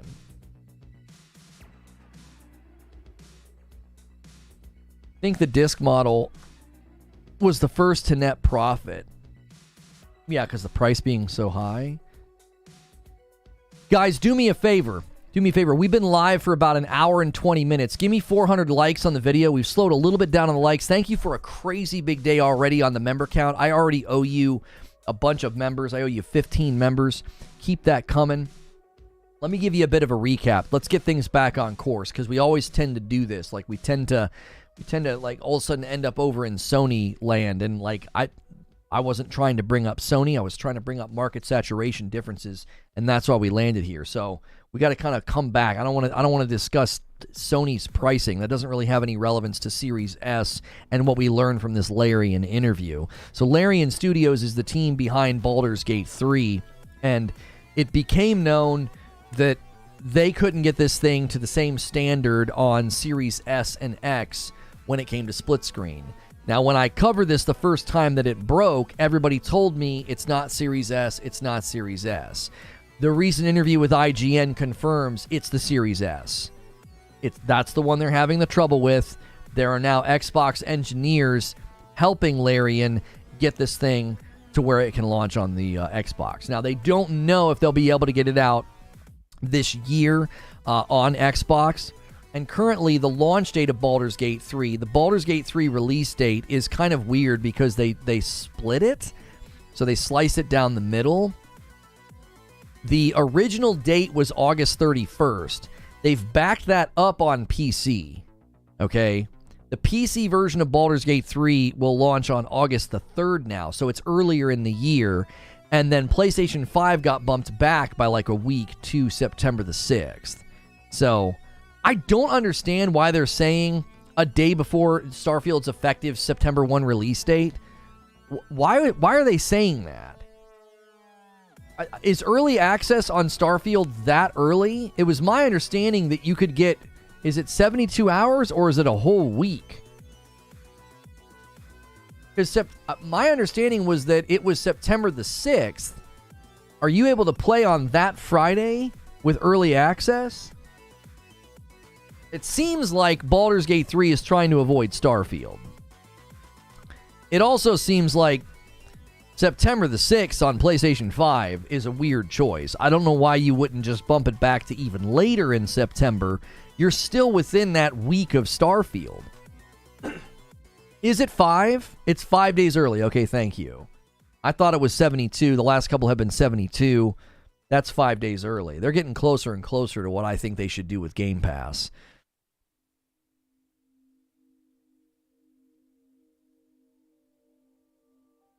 Please explain why you are making it seem so absolutely difficult to adjust for Series S when devs have to ensure PC games work on an astronomical number of PC configurations. That's a fair question, Hannigan. It is. I think the difficulty there is when you develop for PC, what you do is you give people the option to turn things down. It's a different landscape. So a lot of times also on PC, what they'll do is their min-spec recommendations continue to go up, okay? So Baldur's Gate 3, as an example, okay? Let's go look at their min-spec requirements and their recommended spec requirements, because that's going to be the issue. When you look at the Xbox, they can't give you the choice to be like, oh yeah, just turn this stuff off. Just turn off texture mapping, turn off draw distance off. You see what I'm saying? So PC still has min spec, but you as the PC owner can kind of drag things down there. As an example, they're recommending 16 gig of RAM on PC for Baldur's Gate 3. Their min spec requirements 8 gig of RAM. Now there's 8 gig of usable RAM in the Xbox Series S. The difference is that min spec requirement, again, you're taking things down in the game, okay? And if you're taking things down in the game, you might also have 8 gig of RAM that is faster RAM than what's in the Series S. You're also not trying to do split screen on PC. That's the issue. They're trying to do split screen on the Xbox, and that memory constraint is making it to where they can't get it to run at the same standard. Now, they're saying that, which they're being very nice. They probably can't get it to run very well at all because of that memory bottleneck. So that's the difference. When they ship it on the Series S, they have to preemptively, as they said in the interview, make a bunch of compromises. Thank you, Aaron Wright, with 7 months and a member plus. Just dropping by to say what up. Keep up the good work. Thank you so much, Aaron. I was literally crying with laughter Friday night. That was the best Friday night stream I can remember. I don't even remember what we were joking about. Split screen is actually quite a demanding process. I can see why it may struggle on the Series S. It will be fine on the X. Xbox just want both versions to launch at the same time. That's right. That's right. So what they have to do, it was a fair question to be like, I don't understand, what's the problem with the S? They always get things to run, min spec on a PC. Again, there's a giant difference because on PC, you can go in and turn a bunch of stuff off on your own. They give you control on PC over your experience. Listen, you can be a dum-dum and you can try and turn things up on a really weak PC, and the game's going to run like garbage. And that's just a self-inflicted form of stupidity if you're doing that, right? Like, the average person's not doing that.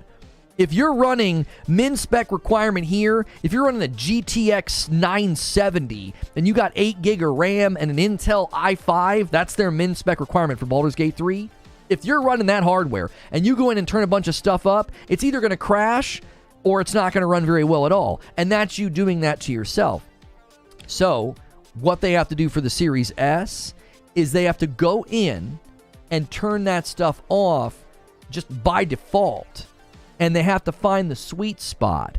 Even somebody running min-spec of Baldur's Gate 3 is still going to have performance issues, more than likely. You're running the weakest hardware on the market, right? Here's the other thing to consider. min spec is a rising tide. So PC min specs are going to keep going up. Why? Because games are just trying to do more. They're demanding more. So as min spec tide rises, the concern would be that the Series S falls below that tide line, and now you're not just making compromises, you're coming to the conclusion that, like, we can't even ship a game over there. That's the concern that I have. We know the trajectory of this industry. We know. We've all been here before. We know games go too hard. We know games push too far. And it becomes impossible for games to run well. I think a good example that I use in my opening monologue of scope creep that leaves things behind was Cyberpunk. Cyberpunk had, I think, it's the worst situation of scope creep we've probably ever seen. Just over time, that game just became nuts. It's like, what is this? What did you guys do? What happened? Min spec in the market suffered. What was min spec in the market? The old gen consoles. So you just track with technology's arc, and the Series S will fall below the tide line, and then developers are going to say, bro, that's not what we want to do this generation. Are you freaking kidding me? Think about it completely different, from a completely different standpoint. Cyberpunk is gorgeous, though. I mean, that's debatable. It ran like a piece of literal trash on old-gen consoles. People got refunds. It got ripped out of the PlayStation Store, okay? I want to say, regardless of the argument, the headline comes off very clickbait. It's my belief, and I argued for it. I think, obviously, this is my opinion, I think I argued rather well in the show open that the Series S is hurting my Series X. I believe that. I argued for that. That's not clickbait. That's what I think.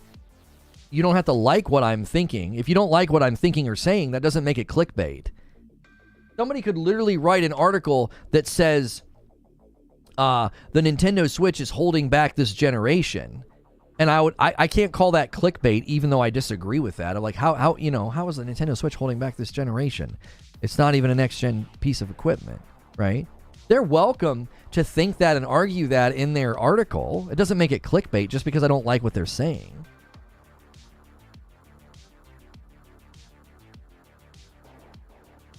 I don't even think it's opinion.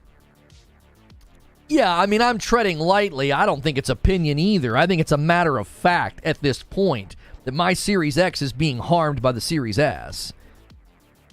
I believe that. I think that's a fact.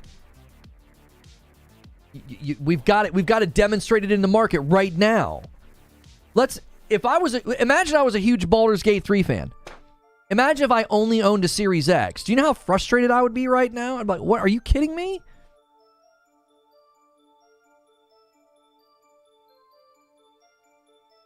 You think, just think about that for just a second.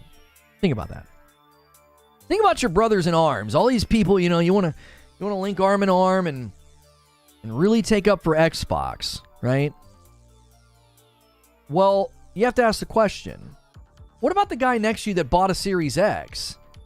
He's not allowed to be like, yo, this is kind of lame, bro. This doesn't seem fair to me. I bought the more expensive console. You're at a place where it's more economical for you to buy the entrance one. That's totally fine. There's no judgment here. There's no judgment. Maybe I bought a better TV than you, okay? Maybe I'm at a place in life where I can spend more money on my electronics. My really nice TV, if it started getting lower performance or not as much stuff, because the company that made it also made a cheaper model that you were able to buy. We're in different places in life. That devalues my purchase. That's a fair point that can't be denied. Thank you. I really am trying to come out here and say, look, I've been completely mislabeled and maligned, right? Completely mislabeled and maligned. And I put out a clip about hold the line, and you want to take personal shots at me? You want to attack my character and drudge up crap from the past? I now see the kind of person that you are. I see the lack of integrity. I see the dishonesty. Right? I was willing to give people a fair shake and think, you know, you want to say that, that's fine. I don't agree with that mentality. I don't agree with this idea of attacking people for criticizing Xbox. But you want to come at me personally? You want to make it personal? That just shows who you are as a person. It's self-admittance that you lack integrity. You lack character. So I'm not going to get into it with you guys on that one. I'm not even getting in the ring. I've said my piece about what I think this generation. My big speech the other day about drawing lines instead of holding the line, that was literally after like a 10-minute history lesson of why I'm so disappointed with Xbox. It's a brand that I believed in. It's a brand that I bought into, and I'm incredibly disappointed. And if my disappointment, if my criticism causes you to smear, malign, and attack, you're admitting your lack of character. It doesn't do anything to me. I don't care about petty name calling on Twitter. I'm commentating on a piece of equipment that I bought, not giving me what I wanted. Let's fast forward 3 months. If I spend a bunch of time and research and I talk with some people that know more than me, and I invest in a really, really strong PC, if that PC started to give me trouble or started to have problems and games weren't running very well, and I was being critical and I was complaining, I was like, this is not what I bought into. Nobody would be like, I can't believe you. Can't believe you're out here hating on PC. You would be like, yeah, that's a huge bummer when you buy something and it doesn't do what you expected it to do. You know, especially in the technology realm. Nobody likes when stuff's not working. You know, if something breaks, if something locks up. I'm not even bashing the Series S at this point. I walked through this argument earlier. I've granted that you think the Series S is great. Okay. You've granted, I'll grant you that point. Series S is great. And it's the main console. The Series S is so great that Microsoft believes it should be the main console. It should be the main focus. They're focusing on making more, distributing more. They've even given you an upgraded version with more hard drive space. So, but yeah, okay, yeah, it's a great console. I don't need to bash it. It's the main console. I can just quote developers. I can just point to the narrative that's developing in the market and say, this is what these developers are encountering. This is what they're having to do. I think that's going to diminish my experience on the Series X. That leads to more dissatisfaction as a consumer. Like, if somebody would have told me this generation, you're going to go back to PC gaming, Lono, I'd have been like, no, I am not. I'd have pulled up that Project Scarlet trailer. I'd have pulled up that Xbox Series X blog, and I'd have been like, I have no reason to go back to PC gaming. Look at what I'm going to be able to plug into my TV. You should have known better. Companies lie. That's a lazy non-response. I never would have imagined I'd get 3 years into this gen and been like, I guess I'm going back to PC. No one's saying Series S is good. Plenty of people think it's good. They argued for months that it was better than the PS5.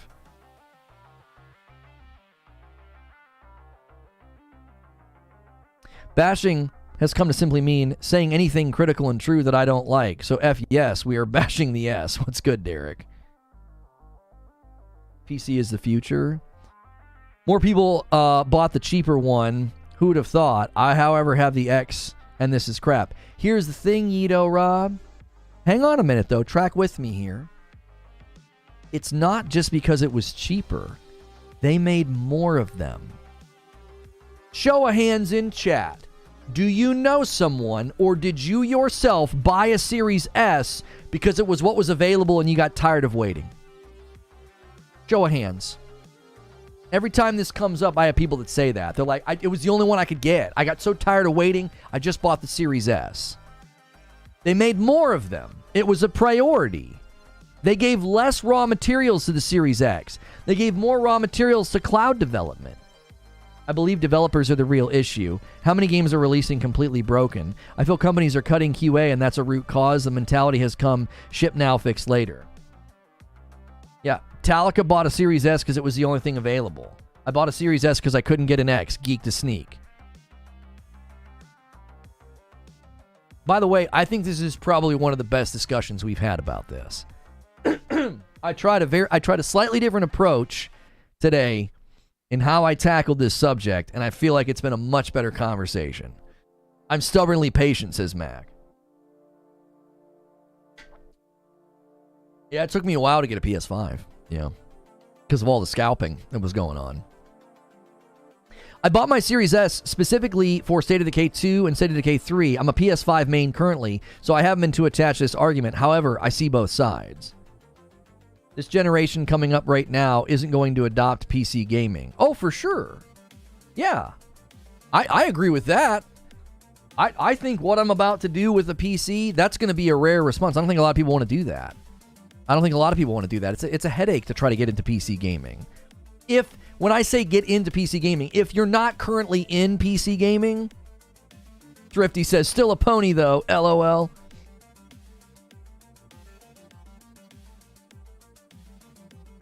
Morning overslept, just coming in. Twitter warriors digging up the past again. Yeah. I was really disappointed in the way that people responded to that. I just think people show their insecurity and their lack of character. If you can't take somebody pushing back on what you think and believe, if that's going to be your response, buddy, you're as frail as a leaf. You are frail. I would be embarrassed to be that frail and that upset by somebody disagreeing with me. I think it's embarrassing as a man. Lono gonna get a monster PC? Oh, for sure. I'm not, you can't future-proof. Future-proof's a misnomer in when you build a PC, but I'll do my best. The only issue from where this is, the Series S wasn't being used except for Netflix and Disney+. So I've been using my gaming laptop. I just actually got a new gaming laptop with a 4060, so I don't need to get an Xbox at all right now. I'd love to get a PC. Yo, Claymore says, it's been a while since somebody rang the bell, so he rings the bell up to 81. Thank you very much. That's a layup setup for 101. We announced all the big dogs from last month. The 5 big dogs. It was impressive.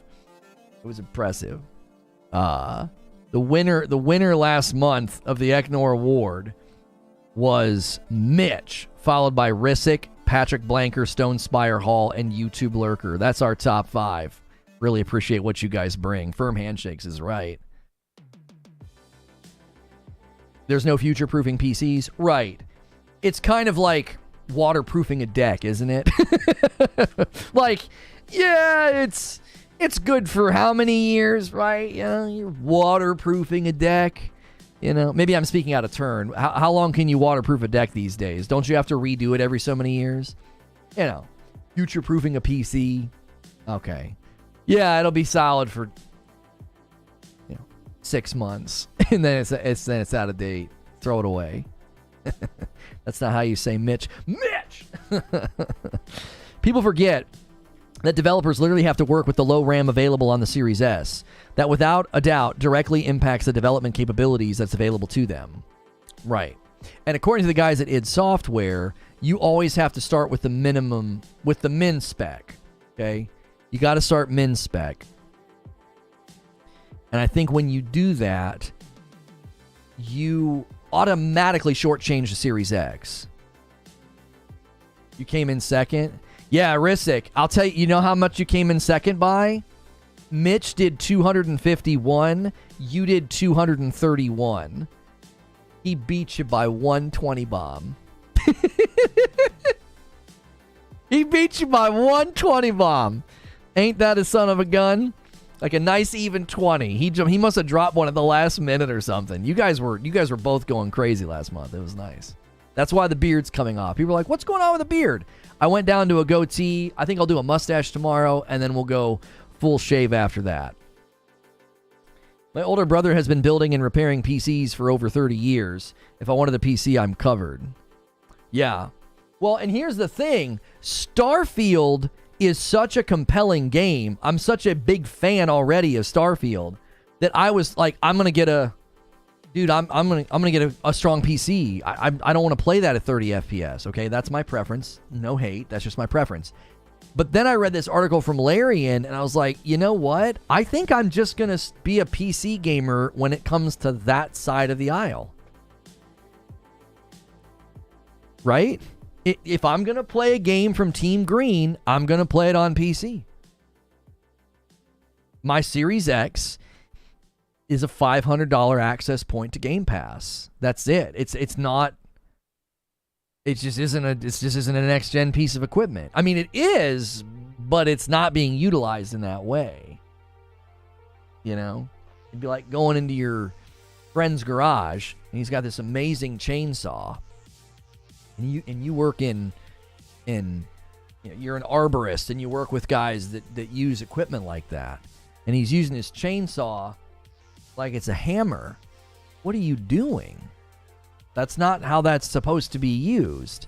You would be so surprised. So my issue is I look at my Series X and I'm like, this thing is so powerful, according to you, according to your marketing, according to the specs inside of it, and I'm not seeing it utilized. I don't know what you're doing. Let's flip it all the way around. What's one of the primary complaints from PC gamers right now? What's one of the primary complaints? Hopefully nobody ordered coffee. I had the coffee alert turned off. Hopefully nobody did. Okay. I was like, the music's been playing, hasn't it? One of the primary complaints from PC gamers lately is these multiplats that come to PC and they run really terribly. Now, one of the reasons that PC gamers get really angry is because they spent and invested in a really, really nice rig and a really, really nice piece of equipment. Ports, right, Russell, exactly. Now, what drives their frustration? Well, it's because it runs bad. Well, yes, but what else? What's the thing that really, you know, grinds their gears? It's that if we invest in something for power, for performance, and for graphics, and we don't get that, that's uniquely frustrating. I kind of feel that way about my Series X. I kind of feel like the guy that invested in his PC and is getting a game that runs bad. I'm not saying games run bad on the Series X. What I'm saying is I'm not seeing the performance that I was promised in a similar fashion, you know.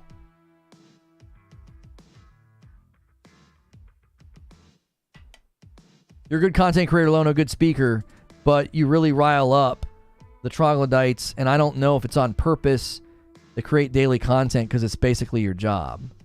That's the thing that I don't understand. People say I try to bait the other side. So my children are 9 and they're 7, and they're dealing with being best buds and fighting. They kind of waffle between those two universes, okay? It's like watching an anime, okay? They're the best of friends, and then suddenly there's betrayal and screaming and yelling, like that, okay?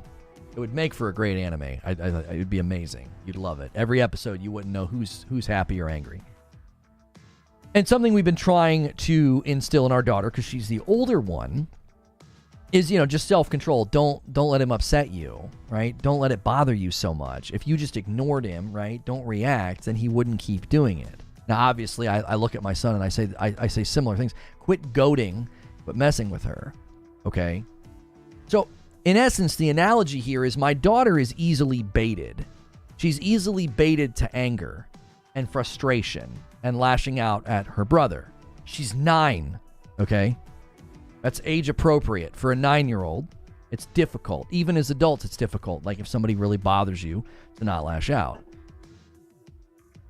And if me just putting out takes and what I think, being critical of Xbox or not being in support of the consolidative efforts of Microsoft with this Activision Blizzard deal, I'm against those things or I'm critical of those things. If that's considered baiting the other side, don't be so easily baited. Are you 9 years old? Like, you can't hear somebody speak critically of the thing that you like? You can't hear somebody speak critically of the company you like? Don't be so easily baited. It's not age appropriate. Like, act like an adult is what I'm saying.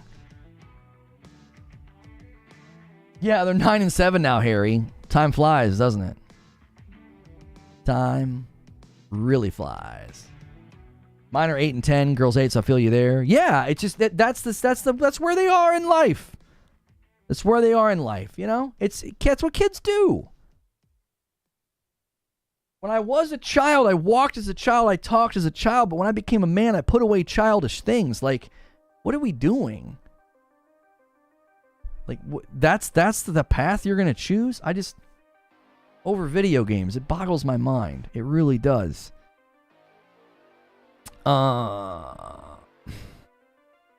After about 2 hours if you guys haven't seen this game yet, after the fall gameplay, I'm ready to give you my very own after the fall review. This is a great VR game, the Pico 4, and I hope more games like this come out. Sorry, I had to type a little flavor text. I have a review coming for you guys today. One of the way you respectfully check people while not using profanity is masterful. Don't let anyone tell you otherwise. I've never personally attacked anybody. That's the difference between me and you, is that you guys always want to, not the people in chat right now, the people that want to attack me personally, that's the difference between me and you. I've never attacked any of you personally. I haven't. I've never done that. I will never stoop to that level. I'm not going to get pulled into that. I'm not.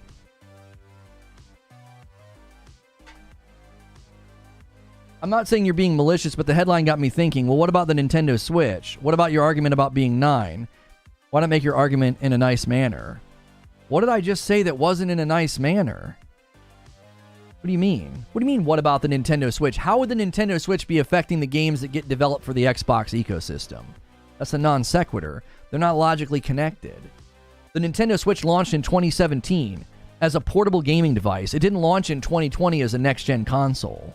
Not the same at all. They're not even the same market share. Like, one's targeting a completely different approach to gaming, and it's portable, and it came out in 2017. The other is a next-gen console that promised to be the most powerful console available.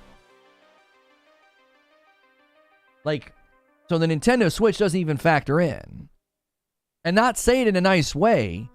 Homie, the way that I'm approaching being mercilessly attacked, maligned, and smeared, and my comeback is a very calm assessment of, it just says a lot about your character that you make it personal and you take swings at me, right? Like, I didn't say that in a nice way.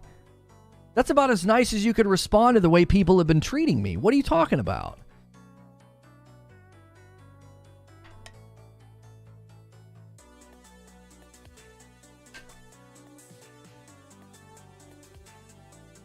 They don't connect at all. Microsoft said it themselves. They only use Nintendo to pander. Yeah, even Microsoft internally doesn't view Nintendo as a competitor with respect to high-end console gaming.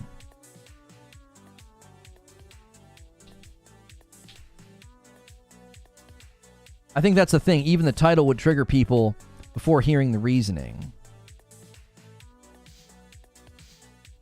Well, here's the issue. You're responsible for yourself. I'm not responsible for the way people get triggered by a title or a thumbnail. So if your response to a title and a thumbnail is to get triggered, do some heart work, do some soul work. Why? Why on earth would that be so upsetting? Why would it be triggering? What's the problem? That doesn't seem to be a... There's no impetus on me to consider who I may or may not trigger by a title or a thumbnail. You're responsible for your own response, reaction, your own emotional stability. That's your responsibility. That's not my responsibility. That doesn't even make any sense. Like, if people are going to get that triggered, take responsibility for yourself. It's just video games. It's a piece of plastic sitting in your living room. And my belief is that Xbox made decisions that is harming the thing that I bought into and invested in as a consumer. I was pumped. I was, man, oh man, this is going to be amazing. I believed it. I believed the hype. I believed the hype. I was like, this thing's going to be awesome. And I'm 3 years in, and I'm just coming to grips with the fact that I don't think that's going to happen.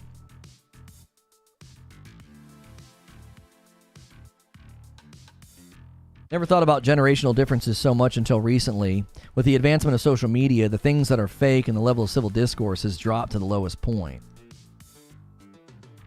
Right, and I think that's something that is always a challenge with what we do here is a lot of people who make content like that,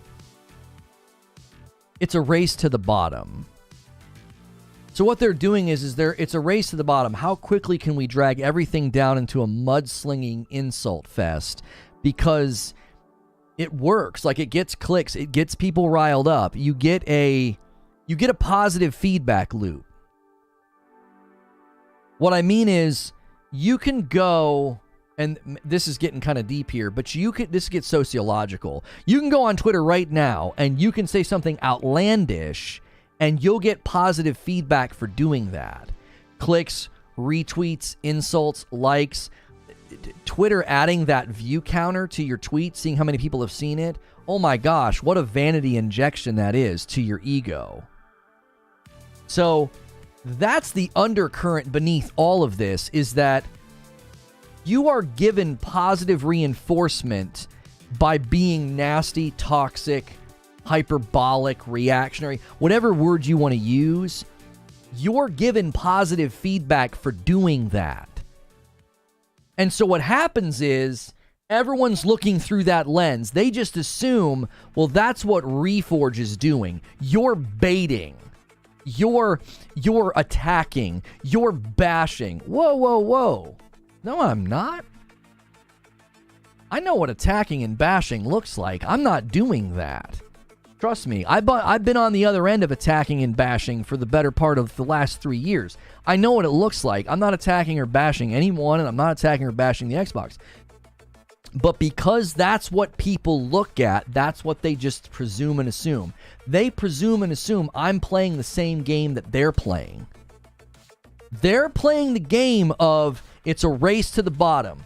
Say something nasty, outlandish, attack, whatever, you'll get positive feedback for doing that. And then they see me getting more views, more clicks, and more traction, and what did they do? They presume two things. I'm playing the same game they're playing, and I'm doing a better job. So jealousy gets inflamed, and they lash out. Like the tweet I saw over the weekend, I was like, it was just, there's other ways to admit you're just horribly jealous. I'm not playing the game you're playing. I'm not. But that positive feedback of, well, I say outlandish things, and I get clicks, and it makes me feel better, so you must be doing the same thing. And you getting more responses and more clicks and more views, well, that's a slight to me. They feel slighted by it. It's like, what are you doing? Didn't attack you at all. I didn't need to come into the chat while I'm doing whatever. I'm getting at perhaps why folks call you a pony. Just don't be surprised by 2025. We're talking new boxes for both. Oh, I don't think so, Gander. I think that's a fun discussion, Gander, but I don't think so. I don't think there's going to be another box that early for Xbox. I think they are working on another box. I think they're working on a box to compete with the PS6. I don't think there's going to be like a mid-gen Xbox Series Pro or something. Lono has just heard Xbox lied to him, like Doc and many others, including me.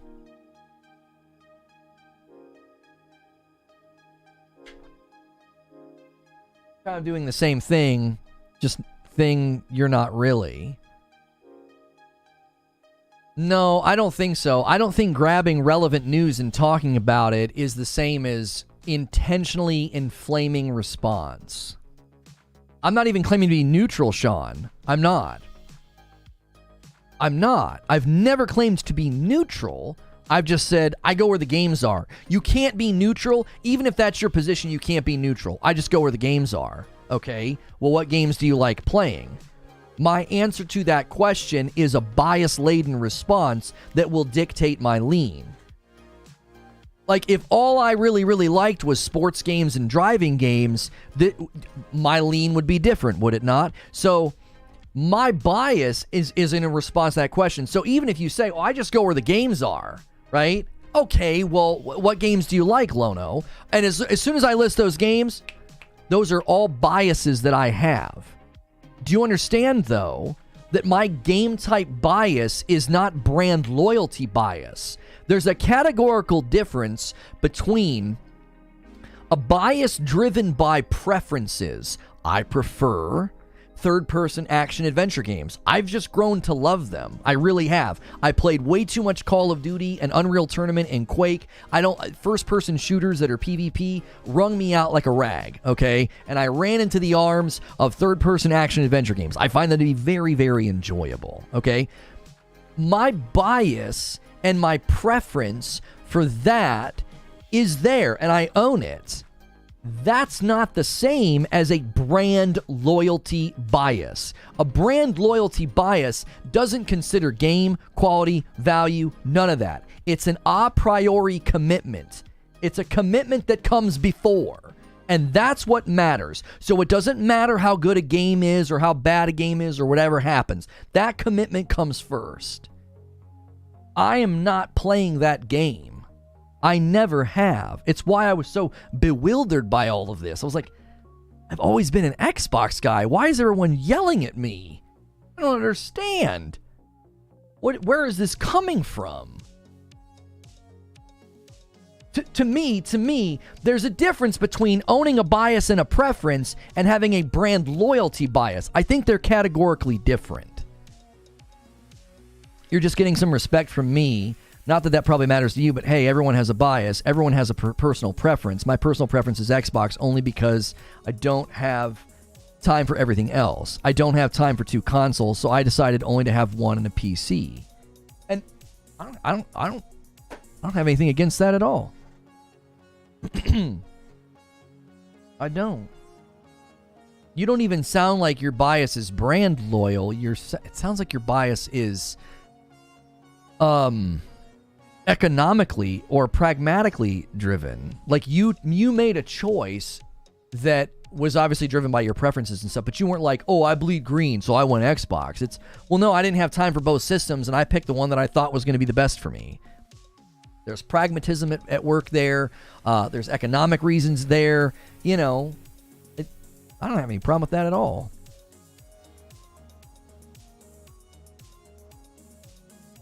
Very well put. Thank you, Troll. There's a common argument tactic going on out there lately in many arenas whereby people will try to convince you that you think a certain way and you didn't even know it. It's sinister. Yeah, there's a lot of projection that goes on.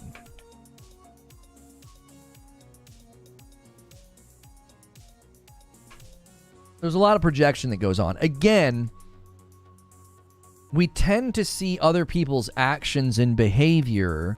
You can only really see it through your own experience in your own life.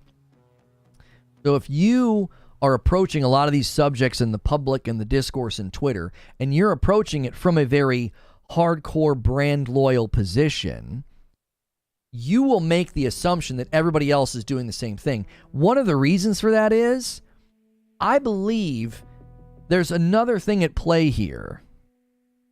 There's another thing at play. I think people that go out and bash one side, they tend to attract people that do the same thing from the other side of the equation. Does that make sense? So like a really hardcore PlayStation fan that goes out and says toxic, nasty things and calls you guys Xbots, okay? What's he going to attract? Well, he's going to attract PlayStation fans that do the same thing, but he's also going to attract Xbox fans that do the inverse. Sony pony, Sony pony, you and your movie games, right? So they do this. So what happens is they start to develop a filtering lens to where, oh, this guy Reforge Gaming has been critical of Xbox, the Series S. He doesn't want the Activision deal to go through. So what your brain does is you slide me over into this category. And you're like, yeah, you're just like these guys over here. They're using your clips. They're using your streams. They really like you, and they're using your stuff. So yeah, you're just like them. Because, again, thinking in false binaries is very common these days. Like, you're either my enemy or you're my friend. There's no room for anything in between. So that's just what they do. They just create this false binary. You're either a fan of this or a fan of that. You said something negative, I'm going to slam you over here in this category. And then once you're in that category, it doesn't matter what you say. You can't falsify this position. You can't get out of this. It doesn't matter what I say. I'll point to all my Halo coverage, all my Starfield coverage, my history with Xbox. You know what they'll say? Oh, you're just trying to appear neutral. Do you see? This lens is now dictating everything. They filter me through that lens. Yeah, you're a that. So now that you're a that, everything you say comes through that lens.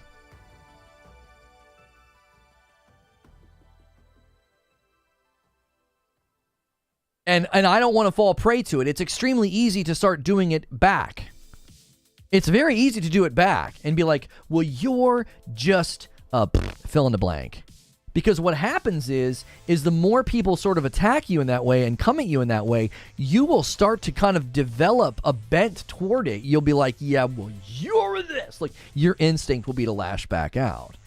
Because it's a never-ending cycle of... It basically is just a never-ending cycle of name-calling is all it really amounts to. At the end of the day, if you have a preference and are able to articulate logic behind an argument, great. When you start to... Microsoft or Sony, because they exist, you are a successful... Yeah. It's like you work for them. Like you're an unpaid intern or employee. We're getting off topic low-key.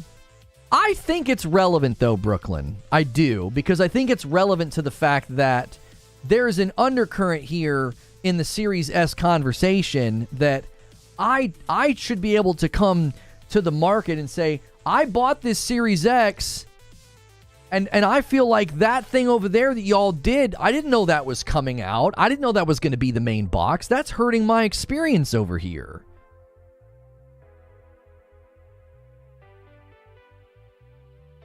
What you said happened on a podcast I watched. A certain person watched this podcast.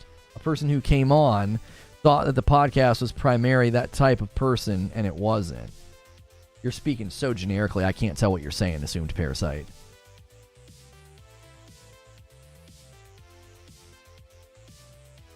I never felt like I was missing anything owning Sony or PlayStation products until I started streaming GT Sport and GT7 gameplay, and now I find it's just haters trying to get likes. By the way, congratulations on 30.1. Yeah, we screamed past 30K. I was very happy with that. That was last week was tough. It kind of wrung me out like a rag. I really rested over the weekend because it was emotionally taxing to try to stay calm and to be merciless. It's merciless. Like, I don't even check Twitter. I try to like send out a little tweet or try to interact with people here and there, try to have a little bit of a laugh, and it's like I got sent a couple of screenshots, and then I saw the Hold the Line guy respond to a tweet that was just so nasty and just reprehensible, and he responded to it and was like, okay, all right, I know who you are now, so that we can settle that inquiry, right? Yo, Patrick Q coming in with a gifted, taking us to 82. I feel you. Xbox did promo the Series X as a console that would change the game. It sucks how things are now. Yeah, we hit 30K, Abe. Yeah, last week. Do you think if Xbox said the S would be the main console, it would have changed anything for buyers? Yeah. Oh my gosh, yes. If they would have walked out and said, surprise, like, for the last year and a half, we've talked Project Scarlet in the Series X, but this brand new box that you've never heard about, this is going to be the main box, I would have immediately been like, whoa, wait, huh? I would have been so confused. They're like, what do you mean that's the main box? That's the weaker box. I thought we were going into the next gen. I thought I was going to get 120. I thought I was going to get this. Charge light bags, deposit incoming. That's fine. That's fine, creature. Thank you for the heads up.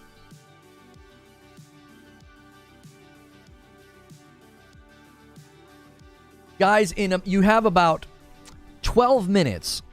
I have a really good review for you guys. There's a game called After the Fall. We saw previews for it a while ago. It's actually a really, really cool little game.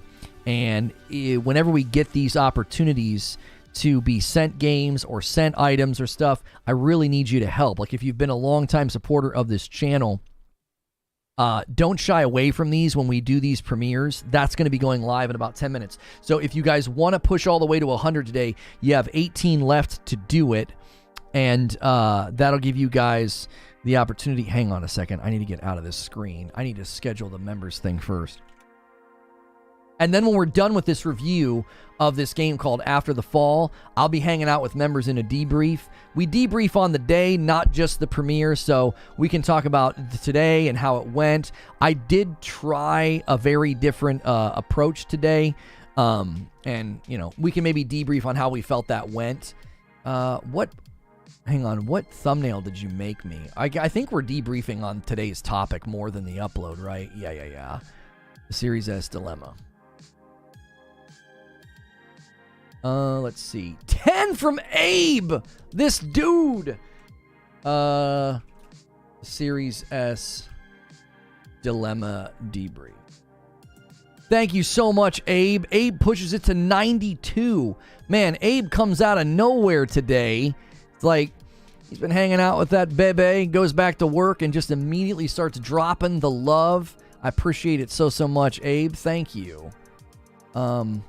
All right, we'll set this to members. We'll set it for, 12:15 today. Abe takes us to 92. You demand. If you guys got gifted a member, stick around. I'm going to owe you, I'll probably end up owing you 20. We'll probably get 8 more in the next minute or so. I'm going to owe you 20. I will do them during the premiere. That gives you guys the maximum amount of time to gift members, which we're still going all the way to 97. 5 more gifted members from Skiffy Skiffles. I think my favorite thing the last couple of months is seeing so many different names gifting. It was like, for a while there, it was like a small group of people going crazy, and now it's like you guys really, really all kind of share the load. It's really, really exciting, and I think it's just special what we have. I really do. It's awesome. The work y'all are doing. That's amazing. Stocked up on diapers before I decided it was gifting time. You the man, Abe. You the man. You guys that are watching over there on Kick, again, thank you guys so much for supporting. Thank you so much for doing members and hitting follow. Or over there, they're called subscriptions. Abe's going to do 5 more, and he's just going to push us right over the number. You are the absolute man, Abe. Man, this guy. Look at this guy go. If you don't know what the Gen 9 Xbox development kit, you target the Series X, and then you downgrade to the Series S. It's not as simple as that. Yeah, but Sean, it actually seems like it's going to be the other way around. I think they build... Oops, that's the wrong thing. I think they're building for Series S first. I think they have to start there. I mean, the guy at id Software basically said that. He was like, min spec matters. That's where these people are always going to go first. The hair, I'm not cutting the hair, no. The beard's going to slowly disappear this week. The beard will slowly disappear this week. Yo, Soul Train with a member. Thank you so much. Pushes us to 103. I mean, you guys got 8 minutes. We've got some time before we're going to this premiere. It's always the Fresh Prince sofa meme with me. I'm not sure what you mean. A 5 spot from Perfect Image. Quick question. Why no understand the difference of Sony buy partnerships with studios and Xbox buy studios, aka exclusivity? Why no one understand? I don't understand your question. Are you saying why are people upset that Xbox wants to consolidate a publisher the size of Activision Blizzard? Because you think that Sony does that by buying what? Timed exclusivity? Antonio with 9 months and a member plus. Keep up the work, Lono. Best gaming channel on YouTube. Just so you guys know, we always have a lot of generous folks gifting members. That means every 30 days there'll be dips and highs and lows, dips and highs and lows. Right now, the member count is at 3,997. You're 3 underneath 4,000. So we're holding fast to 4,000 members thanks to today. So thank you guys for continuing to do that. That's insane. Antonio says, I'll bump it to 108. Right now, I owe you guys 20 members. I may end up owing you 25 if y'all keep going. You have 7 minutes. Get a cop stash? Sure.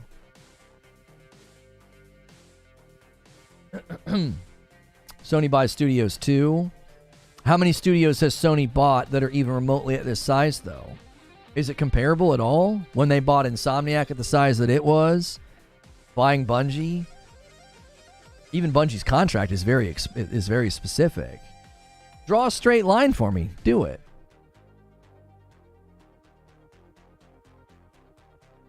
Everybody's buying studios. Microsoft went from 6 studios to 23 in 4 years. Did I say anything about that? Have I? Have I taken issue with that anywhere in my coverage? That Microsoft went from they went from 6 studios to 23 studios in 4 years' time.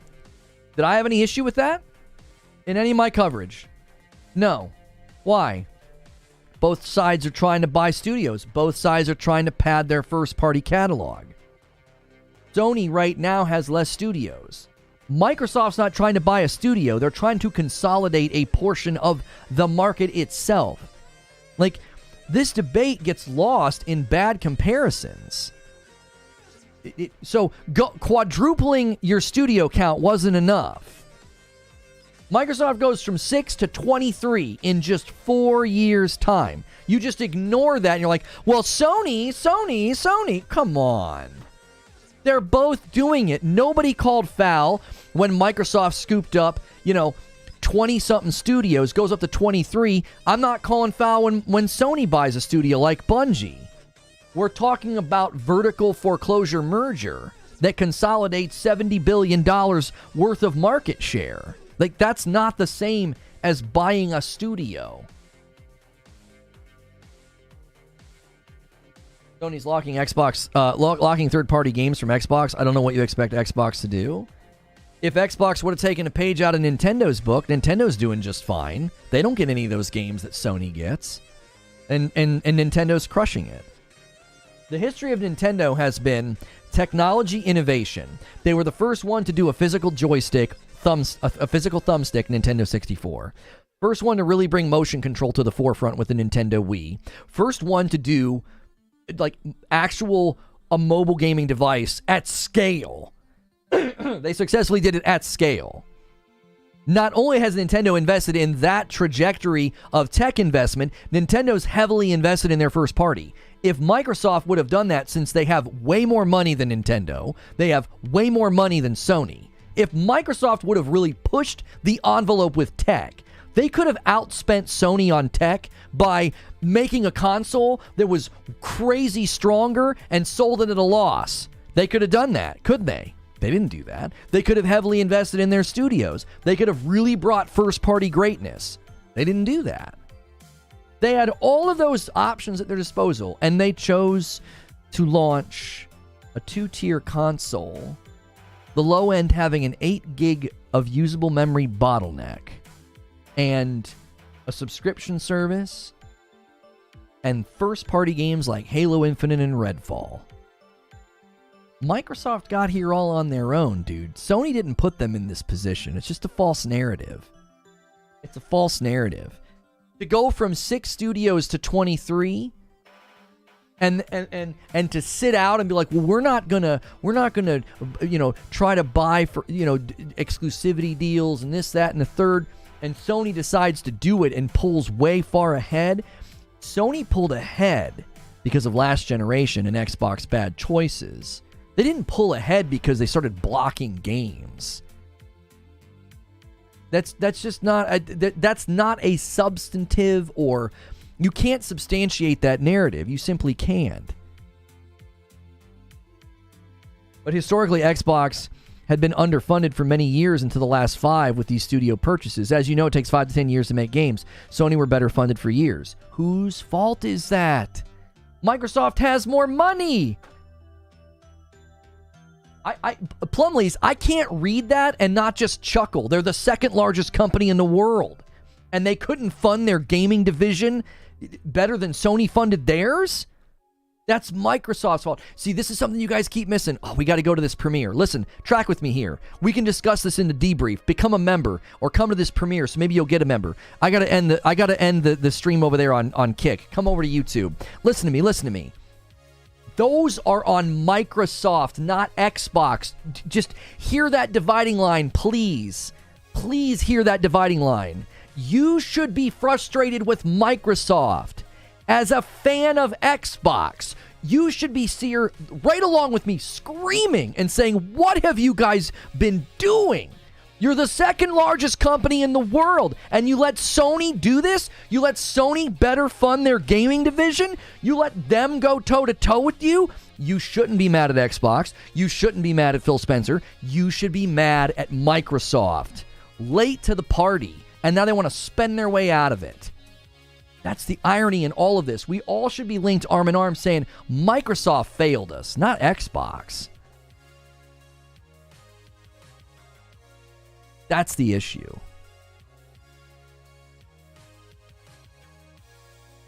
That's the issue. I've always said, people look at Xbox and they don't see Microsoft. And the little ending argument we just had, I think just soundly proves it. You should be frustrated with Microsoft. I'm good. I don't want to keep playing Spider-Man and God of War. Okay, nobody's asking you to. I'm going to put a link in the chat. We got to go to this premiere. Guys, smash like on your way out. We should have easily hit 500 likes by now. I guarantee you there's 20 of you that haven't hit it. We're going to go over to this premiere. Smash like when you get over there. I'm going to give some members. I want to see those likes. I owe you 20. Let's go over there. If you get a membership, you can come to the debrief. We can keep having this conversation.